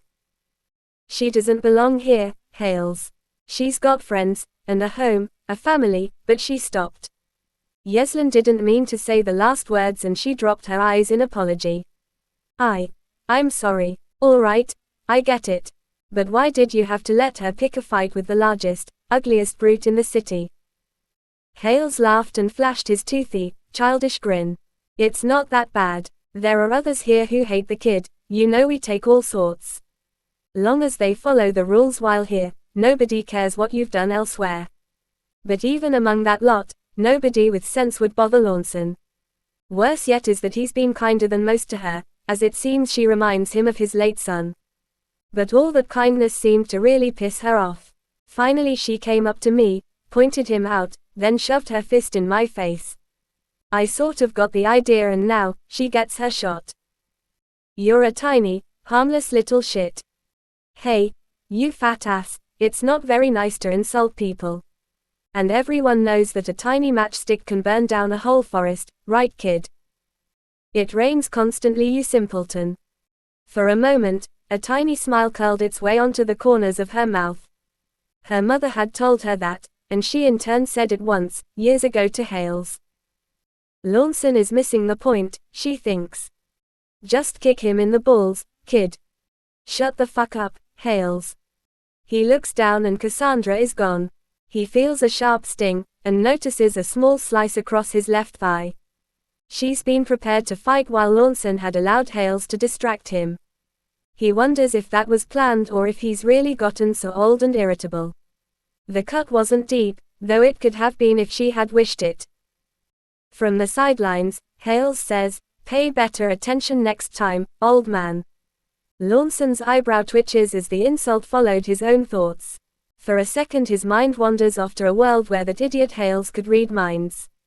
It isn't a magic he's ever heard of, but he indulged in this bubble of thought as though he was morbidly curious as to what that would be like. But quick as the thought entered his mind, he snapped back to the fight at hand.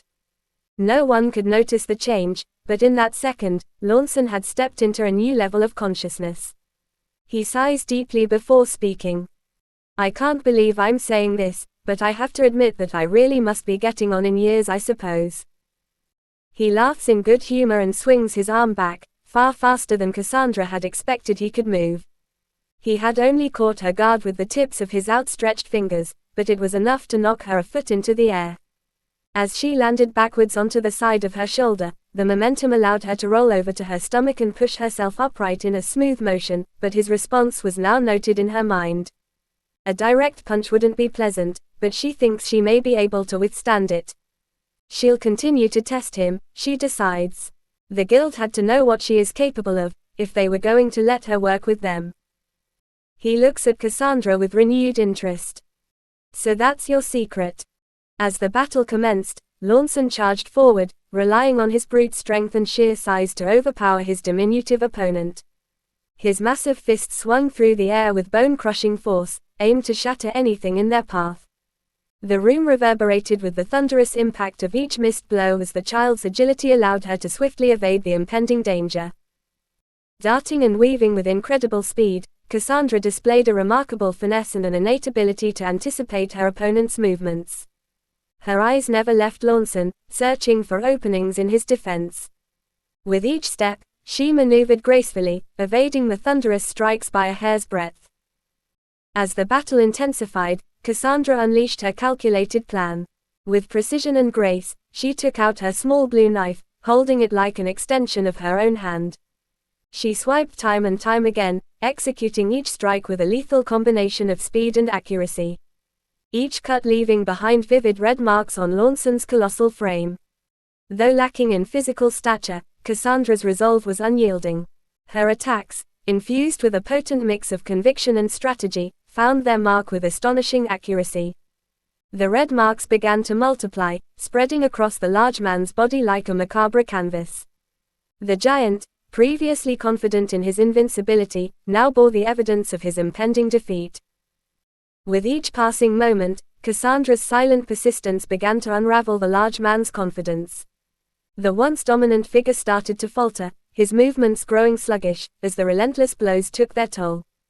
The crowd, initially mesmerized by the spectacle, now held their breath in anticipation of the inevitable outcome.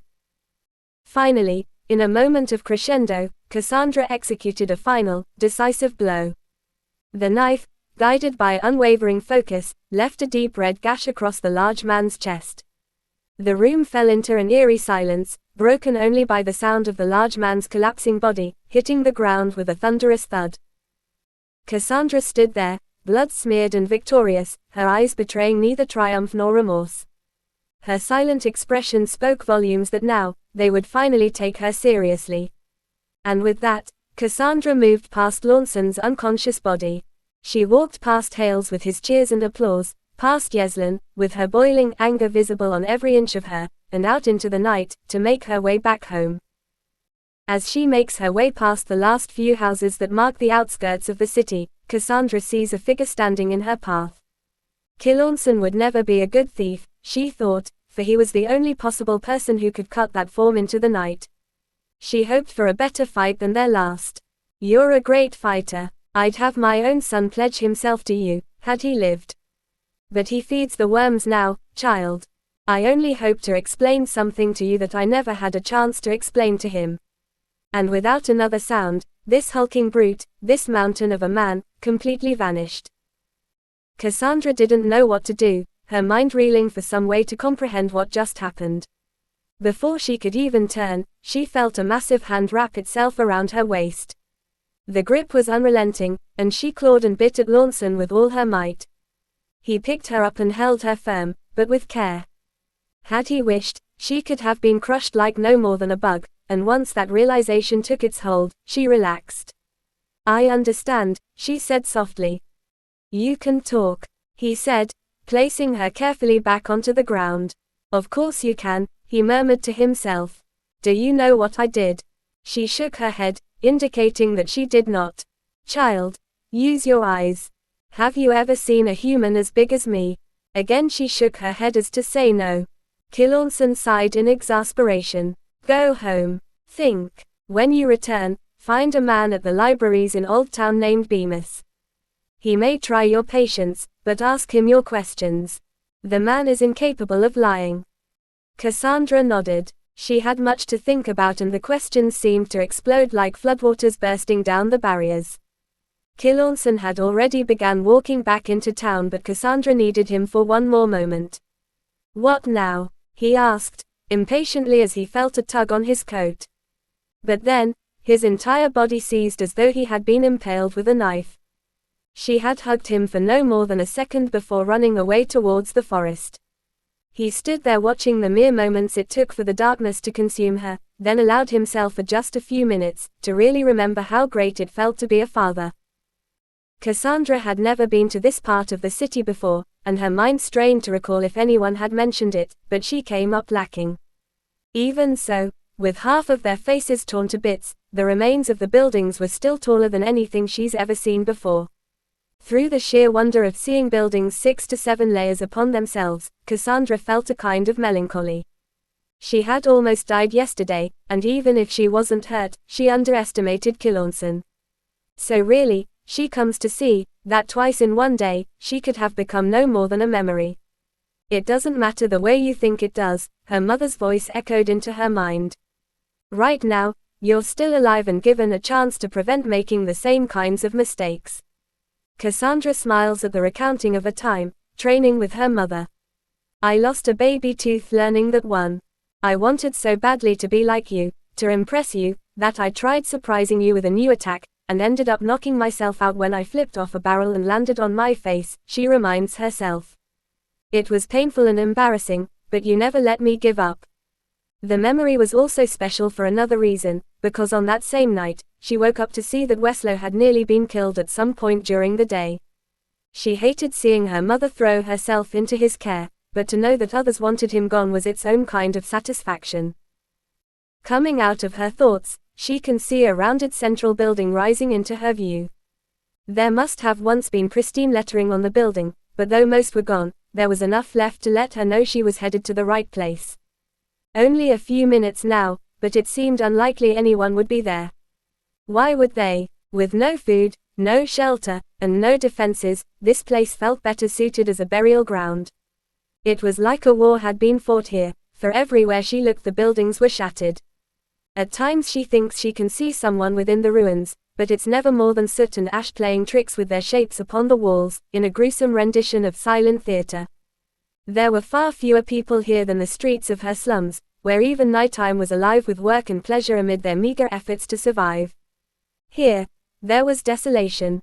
The air, previously thick with sodden earth interchanging with the smells of life on Fior, the fruit and flower vendor's stall or the meat being cooked in open air, all of it was replaced by the smell of somewhere long decaying, forgotten. Now having passed into dust. Rah! She shouts, but though her voice echoed down the empty street, there was no flight of birds or creatures scrambling for safety. Just strange looks from the few that moved about, and she continues on in silence, unsure of what to expect. Piles of books are scattered atop the steps, with more spilling out into the street. Those that lay in the dirt have become so beaten by weather and time, that the slightest disturbance would cause them to crumble into nothing. As she approaches the entrance, the books start to improve in quality. With faded artwork and words now clear across the cover, she stops to examine a few. There were plenty of books on the shelves at home, and her mother used a few to teach Cassandra the basics of reading and writing. The one that most caught her interest was handwritten, the text a sloppy scrawl, as though the author cared more for the content than its legibility. Connecting the small, clear characters of her mother's script during their lessons, to the swirling misshapen, and often, misspelled words in the book took years, but it was immeasurably useful. It was within the pages of that book that she first learned how to fight. The author began by explaining how he suffered a horrible accident, and believed he would never again be able to teach others about the ancient art he inherited. But in his writing he found a source of strength in himself, and while each page was filled with rudimentary illustrations and descriptions of combat, it was the decision to keep believing in himself that allowed him to overcome his mental and physical limitations. But the other books never seemed quite so useful to Cassandra. Made-up stories of talking creatures or invincible heroes frustrated her, and the idea of a happy end for no one but the protagonist was insulting. There had been members of the guild, people just like Hales and Yeslin, who struggled each day to get through to the next, but ended up dead in the mud along with their best intentions. Kishaley, Mr. Stevens, Miss Jansen, Shulonta, the names of those in the guild who've cared for her over the years, now a bitter reminder that there are no invincible heroes on Fior. Among them, Kishaley was the most painful. A girl about Cassandra's age, no matter how much she tried to ignore her, she had a remarkable talent for making Cassandra laugh. It was the relentless pestering and objectively bad jokes that sprung forth without end. The guild was in an uproar when they learned she was taken during a red night. Uncles were furious like never before. She was sweet and kind, but it didn't matter. After her 11th birthday, her stone changed from white to red, and she was taken anyway. No book of comfortable fantasies at home would be enough for Cassandra to believe that Kishaley would have a happy ending. With the rest, Cassandra had seen the bodies at the very least. She knew they all fought and she knew the way they met their end. But not knowing at all about Kishaley left the wound open to fester. But that was enough for Cassandra. There may be answers here, and she had lingered in painful memories for long enough. Shaking her head to clear away her thoughts, she enters the doorway into the building, slightly amused that it still remained while the building surrounding it had been blown away countless years ago. Regardless, it felt improper to enter in any other way. The building was vast, and once inside she could see that large portions of it had remained intact, while other areas seemed to show signs of repair. The silence here was oppressive, as though the building itself, with its dry dusty air, wanted nothing more than to rob her of her voice. But the further in she got, the more certain she became that she in fact, was not alone here. It was a curious sound, like a conversation in one's mind that escaped their mouth in unintelligible bits and pieces. It didn't take long for Cassandra to follow it to its source, and turning a corner she finds who she is looking for, without a doubt in her mind. Set amongst the books and sitting on the ground, the old man with tousled dark hair and a scraggly moustache looked like no one she had ever seen before. It wasn't his worn-out clothing or glasses, that were so thick they magnified his eyes to comical proportions, but the fact that he seemed wholly unconcerned with anything beyond the book in his hands. She stood right before him for minutes, going so far as to clear her throat with a loud, hum, but still no reaction. Any normal resident of the city would have at least asked who she was, or what she wanted. Not the mention who she may be with, was she armed, etc. But it would appear that Cassandra's presence was no more to this man than the flickering of a candle. You, she began, but the old man nearly jumped out of his skin. The book in his hands leapt up, knocked his glasses askew as he grasps at his chest in alarm. What? He manages to stammer out. Are you the Bemis that Mr. Kilornson told me to find? Young lady, the word key can mean Mr. or Miss, depending on with whom you are speaking. But yes, I am Kibemis or Mr. Bemis as you may say. I don't mind asking you not to sneak up on me, I am very old and such tricks are not very kind. But before Cassandra could reply, a voice came from behind her. What do you want with him? Before the words, this is more like it, could fully develop in her mind, her small blue knife was out. She turned as quick as lightning, so fast that if her knife was still in her hand she would have sliced it clear across the woman's stomach, but it wasn't. Her knife was still strapped to her leg, and now the still lingering fear from the forest rose up within her. She started to back up but there was nowhere to go. The old man, still seated on the ground, was behind her and the shelves of books towered to each side of her.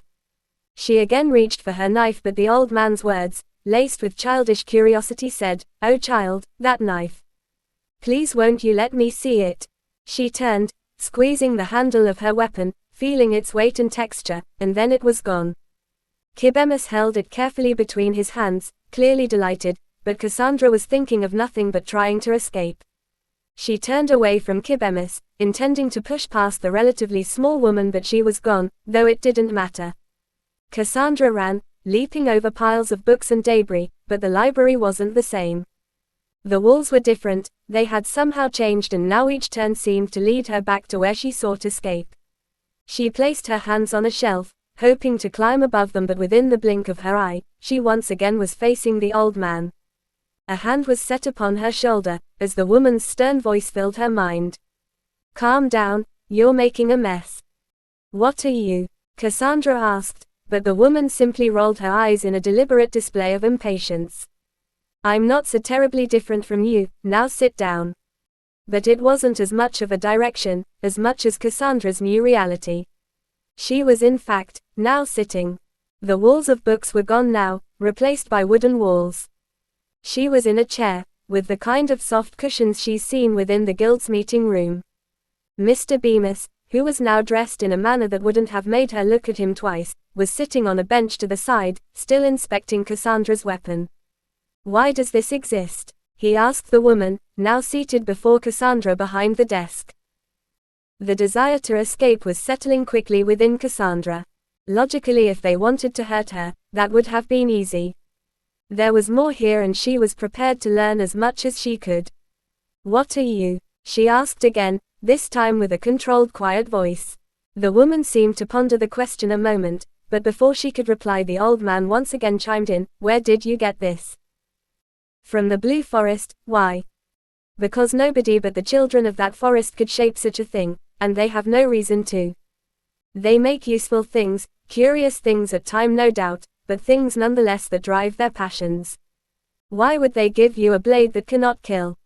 "I told you I found it." "You found nothing, child." "What are you, 7, no 8 years old?" "I'm 9, my name is Cassandra, not child, and what does it matter?" Her voice now betraying her intentions to remain calm. She has had about enough of this and intends to continue, but is cut off once again by the old man. Mind your manners amongst God, child, Cassandra. It matters because your stone cannot possibly change until you're 11, so nothing in that forest would ever harm you. Not one insect or beast would, but it was Cassandra's turn to cut him off. I want to leave. Now. This was ridiculous. I was told to find a senile old man, by another man who must find it quite hilarious to waste my time. But at the mention of Lawson's instructions, she remembered something. When she left the guild, he was covered in deep slashes, but at their meeting by the forest, he didn't have a single scratch on him. Their fight was no more than 10 minutes past, and she could still feel her clothes were damp with his blood. But there was nothing on his skin to show for it. Her eyes drew back at the realization and she lifted her right leg to examine her ankle. She was certain that in her escape from the forest she had cut herself trying to get free, but she didn't think to inspect it when changing into her new clothes. Rolling up the leg of her pants, she finds no sign of a wound on the mend, nor anything else to indicate that anything happened at all. She was left with just the memory of how it felt to be cut. I'm sorry. So you think you understand something now, do you? What do you know? The woman asked. Normally the tone might have put Cassandra off, but she started to feel as though her time wasn't being wasted after all. The old man had set the knife aside and was continuing on with his book, but the woman's eyes were squarely fixed upon Cassandra. May I have the knife back now? She asked, putting on the kindest tone she could manage, knowing that it would have made Yeslin roar with laughter. Such false displays were her specialty, after all. But these people didn't know her, and, God, must be the title for someone who can play tricks with her mind. No dear, you're moving away from the truth. At least, since you've calmed down a bit you can remember why you came, I believe. Do you know Kilornson?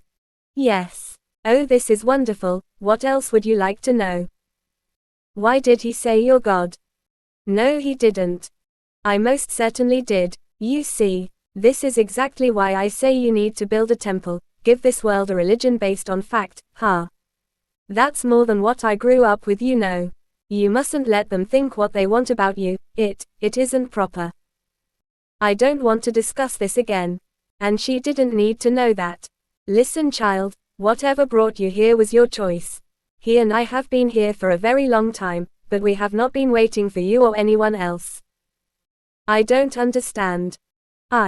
What I mean to say. The goddess Shal, creator of your world and everything within it, is trying to say that you're not special. Or maybe you are, but not as far as she is concerned. Well yes, thank you, Bemis. That does about sum it up. I just don't want you thinking that because of this you're destined for some grand fate. You may die the moment you leave this building, but if you don't, you owe it to yourself. You're not what I would imagine a god to be like. Did you make everything or just this world? Just this world. I don't care for your phrasing, but yes, just this world. I'm not going to get into it with a 7-year-old. Are you trying to upset me, or do you really not know how old I am? If I were to know everything about everything, then there wouldn't be much point in walking around here, would there? It sounds like a perfectly good way to lose one's mind, so no. I also can't see the future. I can't bring back the dead, there's a lot I can't do as God. I may be starting to believe you. Why did Mr. Lawson send me to him, pointing to Bemis, who held his book up close to his face in excitement over whatever it was he was reading? You mean to say that you're really not here to speak to me? I just presumed, since why else would someone seek him out? Lawson told me I'd find knowledge here. I just have a few questions. I don't care about God or the mysteries of this world. I lost a fight that could have killed me and your forest tried to do the same. Nonsense, the old man says with a derisive bark of a laugh. So what, do you know, old man? I understand this mad woman better than I understand you. I nearly died twice, and someone else did. I saw him torn to pieces by a demon, but you act like I'm lying. Just because you don't know you're lying doesn't mean that you aren't. Child. Cassandra. Well yes, anyhow, child, your forest cannot harm you. It is a rule, and one they cannot break. You are a child with a white stone, and you're under the age where you're seen as a threat. There are many reasons why the forest would kill, but nothing is done without reason. If you're so sure of what you've seen, then explain it clearly so that I may correct you. Cassandra takes a deep breath, reminding herself that Kilornson mentioned, this man would try her patience. A man was drawn into a lake by something resembling a woman. It used a wooden puppet to cast out a false voice and lured him in. Then it tore him apart and showered in his blood. The last I saw, she was holding his heart, and it was still beating. The forest itself tried to capture me, but I escaped. Do not tell me I'm wrong. I've seen people do terrible things to survive. If she's God, then she's made a world filled with nothing but horror, fear, and suffering, and this forest demon is no different. Now explain how the sounds of the man's pain were false. Explain how there's nothing to fear when people I love are captured and killed by your creations.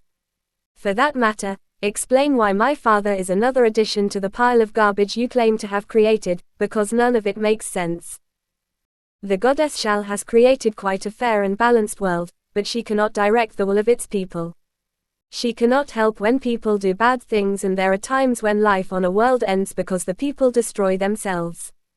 Some god may intervene to preserve their work, but to do so undermines the essence of freedom. It's not as though she creates a person's soul, but still, you have no idea how much work it must have taken to set the proper rules so people don't immediately start going to war over land or food or their ideas of what God actually wants. This world has smaller problems and simple solutions. I know of your so-called demon, but first I'd ask what you know about the types of people found on Fior. I didn't know. As I presumed. There are no less than 6, but you know of 3 so far. There's yourself, the giant Lornson, and your forest demon. You have a stone on your wrist, which neither your giant or demon possess, so I'll begin with you. You may know that the stone tells the nature of your soul, yes. Yes. Those born with, or who manifest the red are meant to harm, and those who keep their white are of no danger. Excellent, but entirely incorrect. Will you be telling her everything? Will you finally build a church to teach these things? You know I can't. She sighs. Cassandra, know this. Among the near-endless worlds that bear life, Fior is rare. I share my power with you all, but I've had to separate aspects of myself between you in order to do so. If I made the smallest mistake to the balance on Fior, then more than just the people, but the world and myself could be destroyed in an instant. Your stone is part of the balance. I'm sure people often assume that your stone is anything but a pure white, despite your age. But it doesn't dictate your will or personality, though many people decide to view it that way. As Kibemus stated, I have no control over your soul. Wherever the spark of life comes from, Fior, and every other world are just beacons. Your type of people have the greatest access to my power. The stone simply states your adherence to my intentions based on your mindset and actions, but I also needed a way to identify the threat of harbingers. Souls that bring nothing but chaos are born with the red stones. Eliminating them may be the one thing your people do well. Then why does my father have 2 red stones? Shal and Bemis look to each other with expressions of concern. You're talking about impossible things, Cassandra. I'm the only one talking about things that can be proven. Time stops. Shal places a hand on Cassandra's head, forcing yesterday's image of Weslow back into her mind, and immediately recoils as time continues. You saw him, didn't you? Yes, she whispers. We have to end this conversation, go away. And with no more than a wave of her hand, Cassandra blinks, and the library setting is replaced by that of the alley behind the vendors in what could be considered the central hub of the slums. She sat for a moment, feeling the cool stone wall of the building against her back. A small panic overtakes her as she reaches for her knife, but it is once again attached to her leg. It's now nighttime and the rains are pouring down.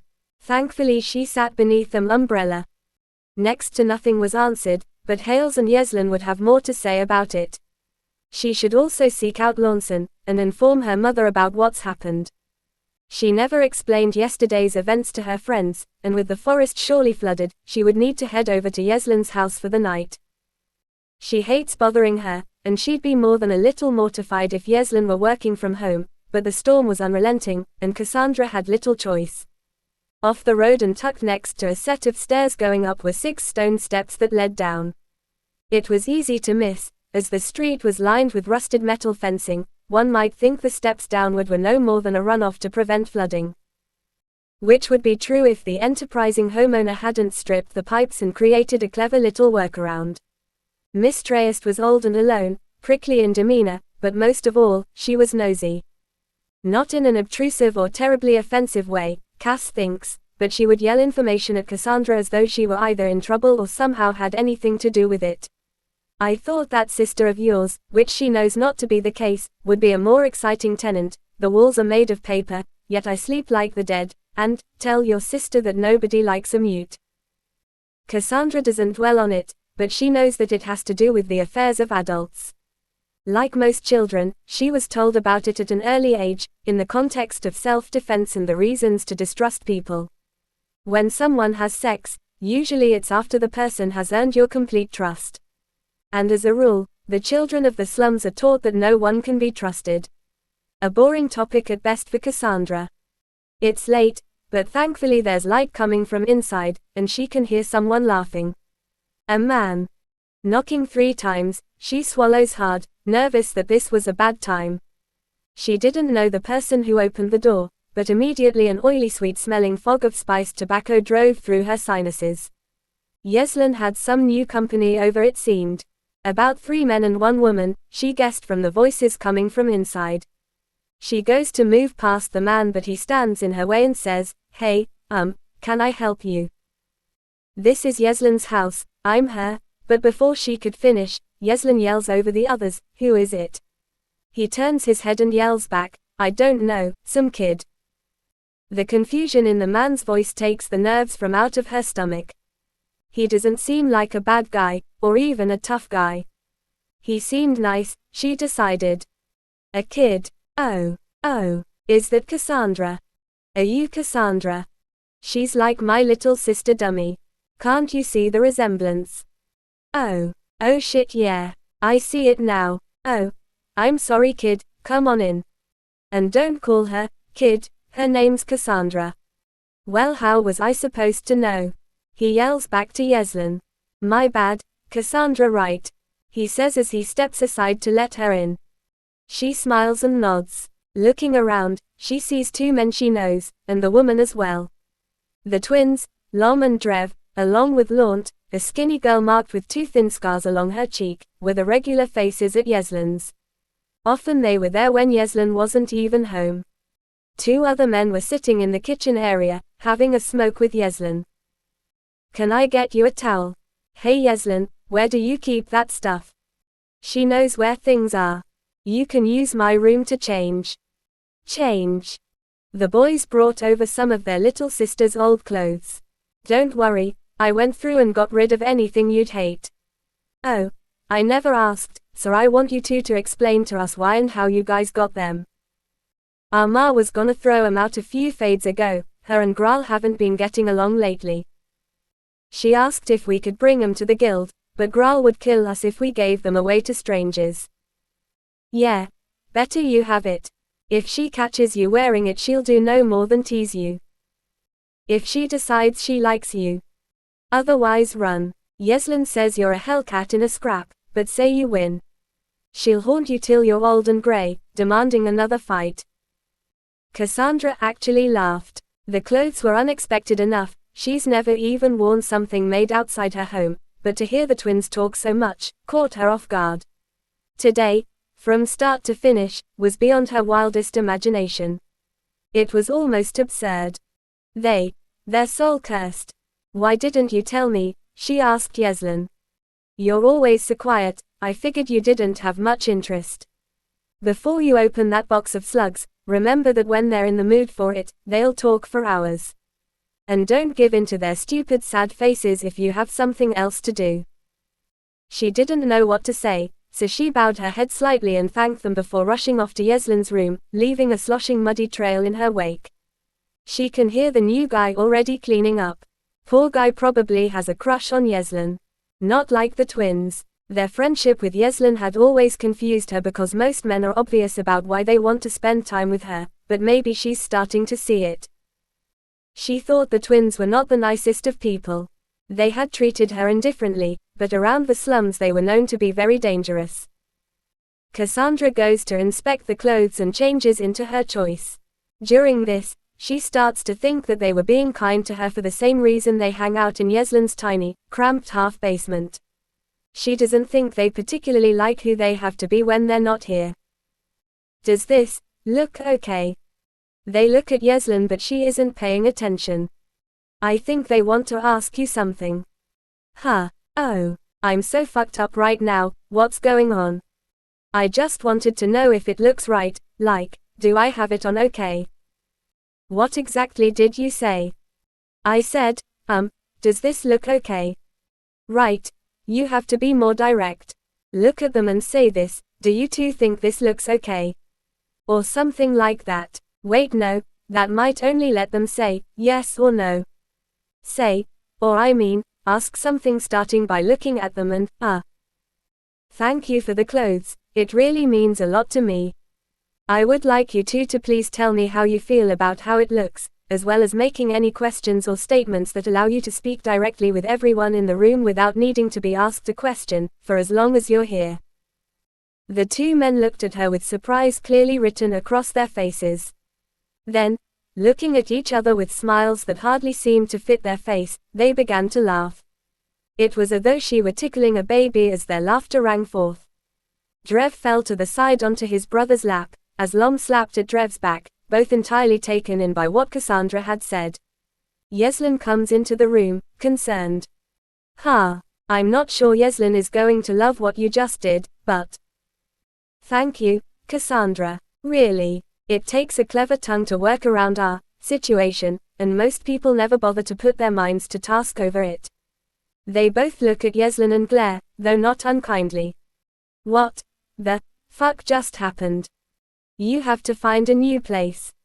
Yeah, we can't even stand up all the way. What? Why are you two talking? Nobody asked you anything. Fucking shit, I didn't mean it like that. I'm such an asshole. I mean, look, I just smoked and this is a lot. You mean if I said some stuff you both could have just spoken like normal? Yup. From the floor above, a cackling howl of laughter erupts. What an idiot, ha ha ha ha ha ha. Lom smiles and says, yeah. There are limitations in her words, but the girl did better than most. I'm curious how she worked it out so quickly. My mother has told me a little about various soul spells. I always thought the ones that control words were kinda fun because she would make a game of working around them. This is fantastic. Thank you, Cassandra. Your mother wouldn't happen to be available, would she? Drev. I'm just asking, brother. Any woman understanding of our condition has my interest. Cassandra laughs again. I'm sorry, but no. But I'll tell you first, if that ever changes. Love favors the bold, brother. Cassandra, I promise I would be the best father ever. Yeslin says, this is too much. Did you know about this, Launt? Yup. Be thankful the girl didn't say that they could sing. Cassandra began to open her mouth but Yeslin points towards her and says, no. Don't you dare. Break. From where they sat, the sounds of children playing could be heard, over the mix of vendors hawking their wares and dogs barking. The sun was setting and the rains were nearing the end of their season of life, so while the moisture was in the air, Woolsies, as it was known, would be the game of choice. I can't believe the kids still play that game. Did they have it when you were young, Hales? Hales takes a seat on an overturned barrel, sitting cross-legged and perfectly balanced, while Yeslin sits on the ground with her back against a building. Cassandra takes a small hand towel from out of her bag, and places it atop a small box before sitting on it. Of course. For all I know we may have played a few rounds together. I can't recall many of those old faces, just the names we all made up in case we didn't make it. What do they call you? Cassandra lowers her head, clearly a bit embarrassed. I'm Bluebird, 'cause my old clothes looked like feathers. Hales smiles and nods as Yeslin says. It's a pretty name, kids today must be kinder than I remember. Cassandra's expression brightens at the compliment. What about you two? I was Granite. No doubt named for the resemblance between your head and a stone slab. That's so mean, Yeslin. It's alright kid, Shush is actually pretty close. They said I was dumb as granite. What were you, Yez? No one could glow like Yeslin, and she used her unique expression to share exactly how she felt about this conversation, turning towards herself. I can't recall. Cassandra's interest was picking up now, for maybe this time Yeslin may actually say something about her past. It didn't matter to Cassandra if Yeslin was considered a good or a bad person, but beyond what she's seen with her own eyes, Yeslin was still a mystery. And at a time like this, Hales would definitely push for information. Horse shit. It must have been good. I'm thinking crab apple or oh. I know, you a smart ass, am I right? Though Cassandra wanted to know more, she got the sinking feeling that Hales was about to get his head knocked off. Yeslin seemed about to rise up in anger, but something seemed to pop up in her mind just then. I was fine. I was thorny. In that moment it seemed as though the wind passing through the alley was the only sound available, as mere seconds seemed to stretch into an awkward infinity. And then Hales opened his mouth. Thorny. Yeslin's eyebrows furrowed and her eyes squinted as she calculated every possible response Hales could give her. Whatever it was, she was ready to go apeshit. But of course, the response would take a moment. Hales exploded with laughter to the point of falling off his barrel and landing in the bit of mud, while Cassandra clamped her hands over her mouth. Yeslin could see in her young eyes, all crinkled up at the corners, that Cassandra was really struggling to keep up her respectful and polite demeanor. Whatever fury she was about to unleash immediately melted away. Her face reddened, but the annoying way Hales laughed while he rolled in the dirt, wormed its way into her head and she couldn't help but join in on the laughter. They all needed it, and so the moment also seemed to stretch out endlessly. To be sure, there was absolutely no reason to ask why they would have named her Thorny. With a swipe of his hand, Hale's clothes became free of wet mud and dirt and he hops back up onto the barrel. That is too perfect, the one who named you was a genius, he said, wiping tears from his eyes and grinning broadly at Cassandra. He lives as far as I know. Bound to some dull woman who looks at him as though he's the source of perfection. I remember him as the one who could belch the loudest, but all the same I'm happy he made it out of here. This meant so much to Cassandra. Until now she didn't think Yeslin was the sort to join in on the ancient game, and to hear that she had some kind of friends, at least when she was little, was a huge relief. It had been 3 years since they came together, and 2 since Cassandra first spoke to them in full sentences. Most of the time was very much like this she thinks, as Yeslin and Hales would talk and bicker and laugh. But lately Yeslin has been looking skinnier, and Hales looked as though he hasn't slept in days. They were putting on their best face for her, she knows it. But nighttime would fall within a few hours, and Cassandra couldn't imagine how hard it must be for them. When they were done taking, she decided that she was going to head home. You know Yez, it almost sounds like you missed your chance. That's true. I always had a soft spot for boys who were taller than me, but I guess those sort of affections are nothing you'll ever have to worry about from anyone, Granite. Yeslin said the last with such emphasis that it sounded like a curse word. But the worried feeling Cassandra had a few minutes ago had eased up. She doesn't know what's different about today, but despite her weather state, Yeslin seemed to be in such a good mood, that Hales just didn't seem to piss her off as much. Do you see how she treats us for being short, Cassandra? I'm only 9 so I don't think I count, my mom is about Yeslin's height. Sorry Hales. Traitor. Fine. Well, why don't you go on, Bluebird? Show those urchins how to really play the game. Otherwise Thorny here will tear you apart next. She seems to be in a good mood today, so I expect she won't run out clever zingers anytime soon. My mood is not the issue here. You just seem to be short on humor, Hales. Another shortcoming to add to your shortlist I suppose. Oh wow, hey Yez, that was so mean, he says with a mock impersonation of Cassandra, but really good. What did you think Cassandra? I think she has a future as a traveling jokester. Cassandra. But Cassandra wasn't listening anymore. Her mind was flashing with the images of the man in the lake. The splashing as he desperately pushed on, the tears streaming down his face in relief when he thought he found his son. And then, the blood. The smell of it and the way it dried into her skin as she fled for her life. She doesn't realize that Hales was still talking until the third time he calls her name. Cassandra. Hey, are you alright? I wanted to give you some time when you came out of the forest, but then everything at the guild, and you never said anything about taking down Lawson. That's a matter we have yet to discuss, little girl.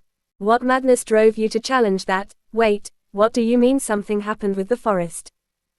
Cassandra tries to silently express to Hales that this wasn't something she wanted to discuss just yet, but before he could see her expression, he had already begun to talk.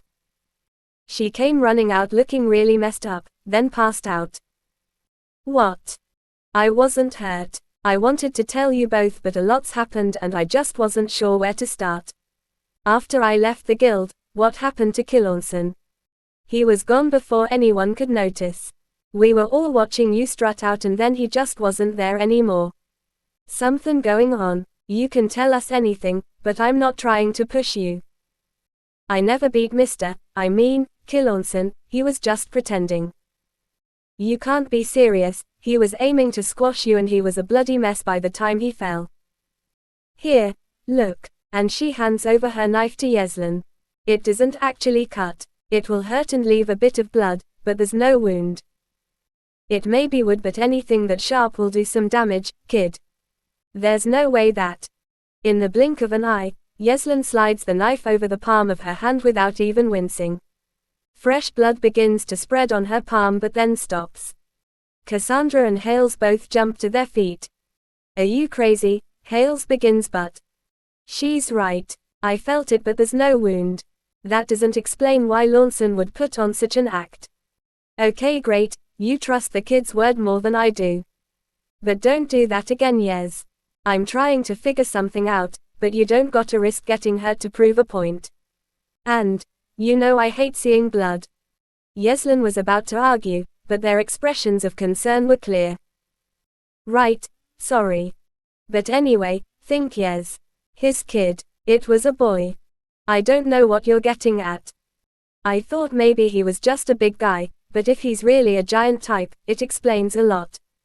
Giants can't stand it if unarmed women or children get hurt. It's not just a code of honor, it's their curse. That's why certain groups will employ a few to keep some level of peace during battle or a raid. But it's also a nasty tactic. What's wrong with them protecting the innocent? It doesn't sound like a curse. If they see blood from an innocent, they succumb to a madness. Kid, when they go into a rage, friend or foe doesn't matter. They'll kill anyone with a weapon. They can't stop themselves, and if they survive the berserk state, they remember everything that happened. Outside of war they're all about family and peace, so it really messes them up. On top of that, his boy had a 50-50 chance of being born as a giant type. I know he lost his family in a red raid, but that probably factors into it. At 11 years old, the curse takes full effect, there's no choice in it. If the mother was killed in front of them, they'd both lose themselves in an instant. Lawson would be too much to handle when that happens, but his kid would be in over his head. The old magic may be gone, but for some reason, most types besides ours can still access a chunk of it. Everyone with stones are just regular people who have a chance to become a world-ending monster, far as anyone knows. So no matter what, Lawson wouldn't have hurt Cassandra. Well, yes and no. The curse has exceptions, and while normally a kid wielding a knife wouldn't register as a threat, someone like her may be seen as more warrior than child. Otherwise people would definitely use children to kill giants who couldn't fight back. I'm hoping I'm off the mark. I don't like thinking that someone like him would have gone through such horrible stuff. That fight with the kid aside, he's always tried to help everyone out around here. Was there anything else? What happened in the forest? Tell me everything. I saw a man get killed by a demon in a lake, then it came after me. I ran until I got out of the forest, and that's when Hales found me. After the fight, Lawson stopped me before I could head home. He showed me his power and had me beat in just a few seconds. Then he told me to go to a library to get answers, and that's where I met God, earlier today. Her name is Shal. She spoke in riddles, then sent me back into town with a wave of her hand, but that's how I found out the knife doesn't cut. And now I'm here. Silence. Going over what she just said in her mind, Cassandra suddenly felt as though some of the details could have been told with a bit more tact. Demons and God weren't things people spoke about outside of stories, but it was too late now, so she continued. And there was an old man who came from another world alongside Shal, that's God, whose name was Bemis. Oh. And when Kilornson attacked me the second time, his body grew to the size of a house. I wish you had my sense of humor, kid. I really wanna think you're pulling my leg, but you've never cracked a single joke in all the years we've known ya. I'm gonna need some time to chew on what you just said, but that's later. Don't bullshit me, kid. Are you okay? She's stronger than you think, Hales. Shut it, Yez. She's just a fucking kid. And I'm not taking about whether or not you're good for the next fight, I'm taking about in here. He pokes her forehead, lightly. You got some heavy home stuff, then you come here of all places through the scary forest of doom, the guild has you running all over to solve problems, and now you've gone through some crazy fantasy shit. It's not that it sounds nuts, because that doesn't matter. I believe you, but it's like you're trying to prove something that ain't gotta be proven, especially lately. What's going on, kid? That's enough, Hales. Why are you taking to her like this?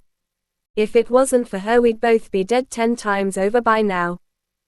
Please, Yez, can you just take a walk for a bit? No. It's okay, Yezlan. Fine. I'll be back in a bit, I have to pick up a few things for work tonight. If I get back and she's upset, I'm going to remove your fingernails with my teeth. Are you serious? You know I have a great imagination, and now I'm seeing you do that and it's really nasty. Okay, think I'm joking. Shoo. Just cause you look up to her, doesn't mean you have to pretend when you're hurting. She'll understand. I don't think she will. Yeah, maybe not, but that's what makes us a good team, right? We can always count on Big Sister to be tough when we can't be. Can I ask you something? As long as it's not as silly as your first question. Of course you can. Why do you let her hit you? Yeah, wow, not at all a silly question.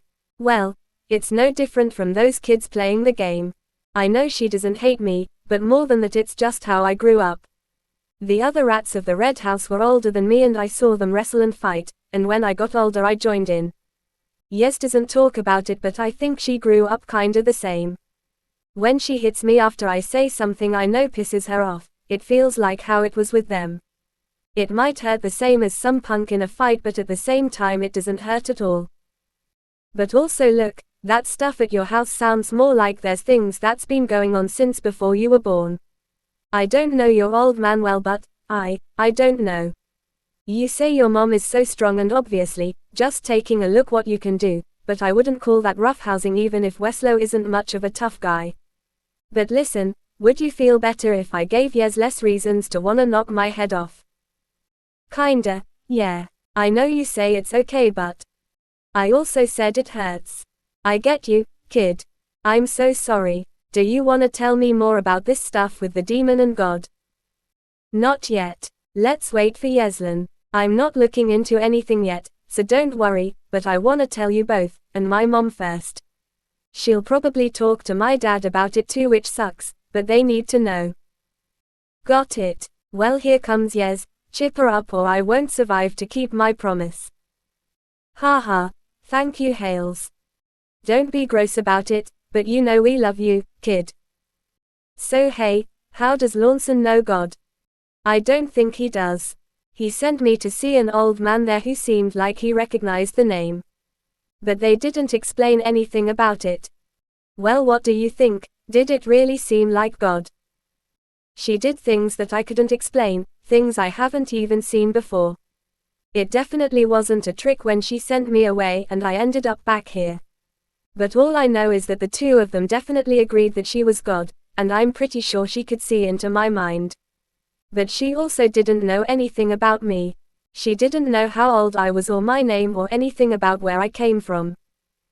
Was there anything she did know? She said that our meeting was a complete accident. And that it doesn't really mean anything. She definitely made sure to let me know that I wasn't special. Honestly, that makes me feel a lot better. The only tales I've ever heard of interactions with God have something to do with a fated mission or a journey or some grand adventure that ends up getting people killed. I doubt any of them are true, but still that's all I know. But what kind of things did you want to know from going to the library? I wanted to know what it was I saw in the forest, and I also wanted to know about the different types of people on our world, but it turns out that aside from not really answering anything, she also seemed like a bit of a liar. She told me that nothing in the forest could hurt me. And then she also said that it's impossible for someone to be born with 2 red stones. She seemed like she got really upset when I mentioned it, and that's when she sent me away. Your father. If I hadn't fought with him that one time, I may not have believed it about his 2 red stones either. Guess we should be glad he just ended up a drunken jerk instead of a huge threat to the world. Well, I'm definitely not God, but I can tell you a little bit about the different people that I know about. Yeah, me too. I've definitely met a lot of people over the years who've come and gone through the slums. I'm sorry, Cassandra, but with all the fighting and things that go on around here, I didn't even think to ask if there was anything you didn't know. But what are you gonna do about the rest of that stuff? I think I want to talk to whatever it was I saw in the forest.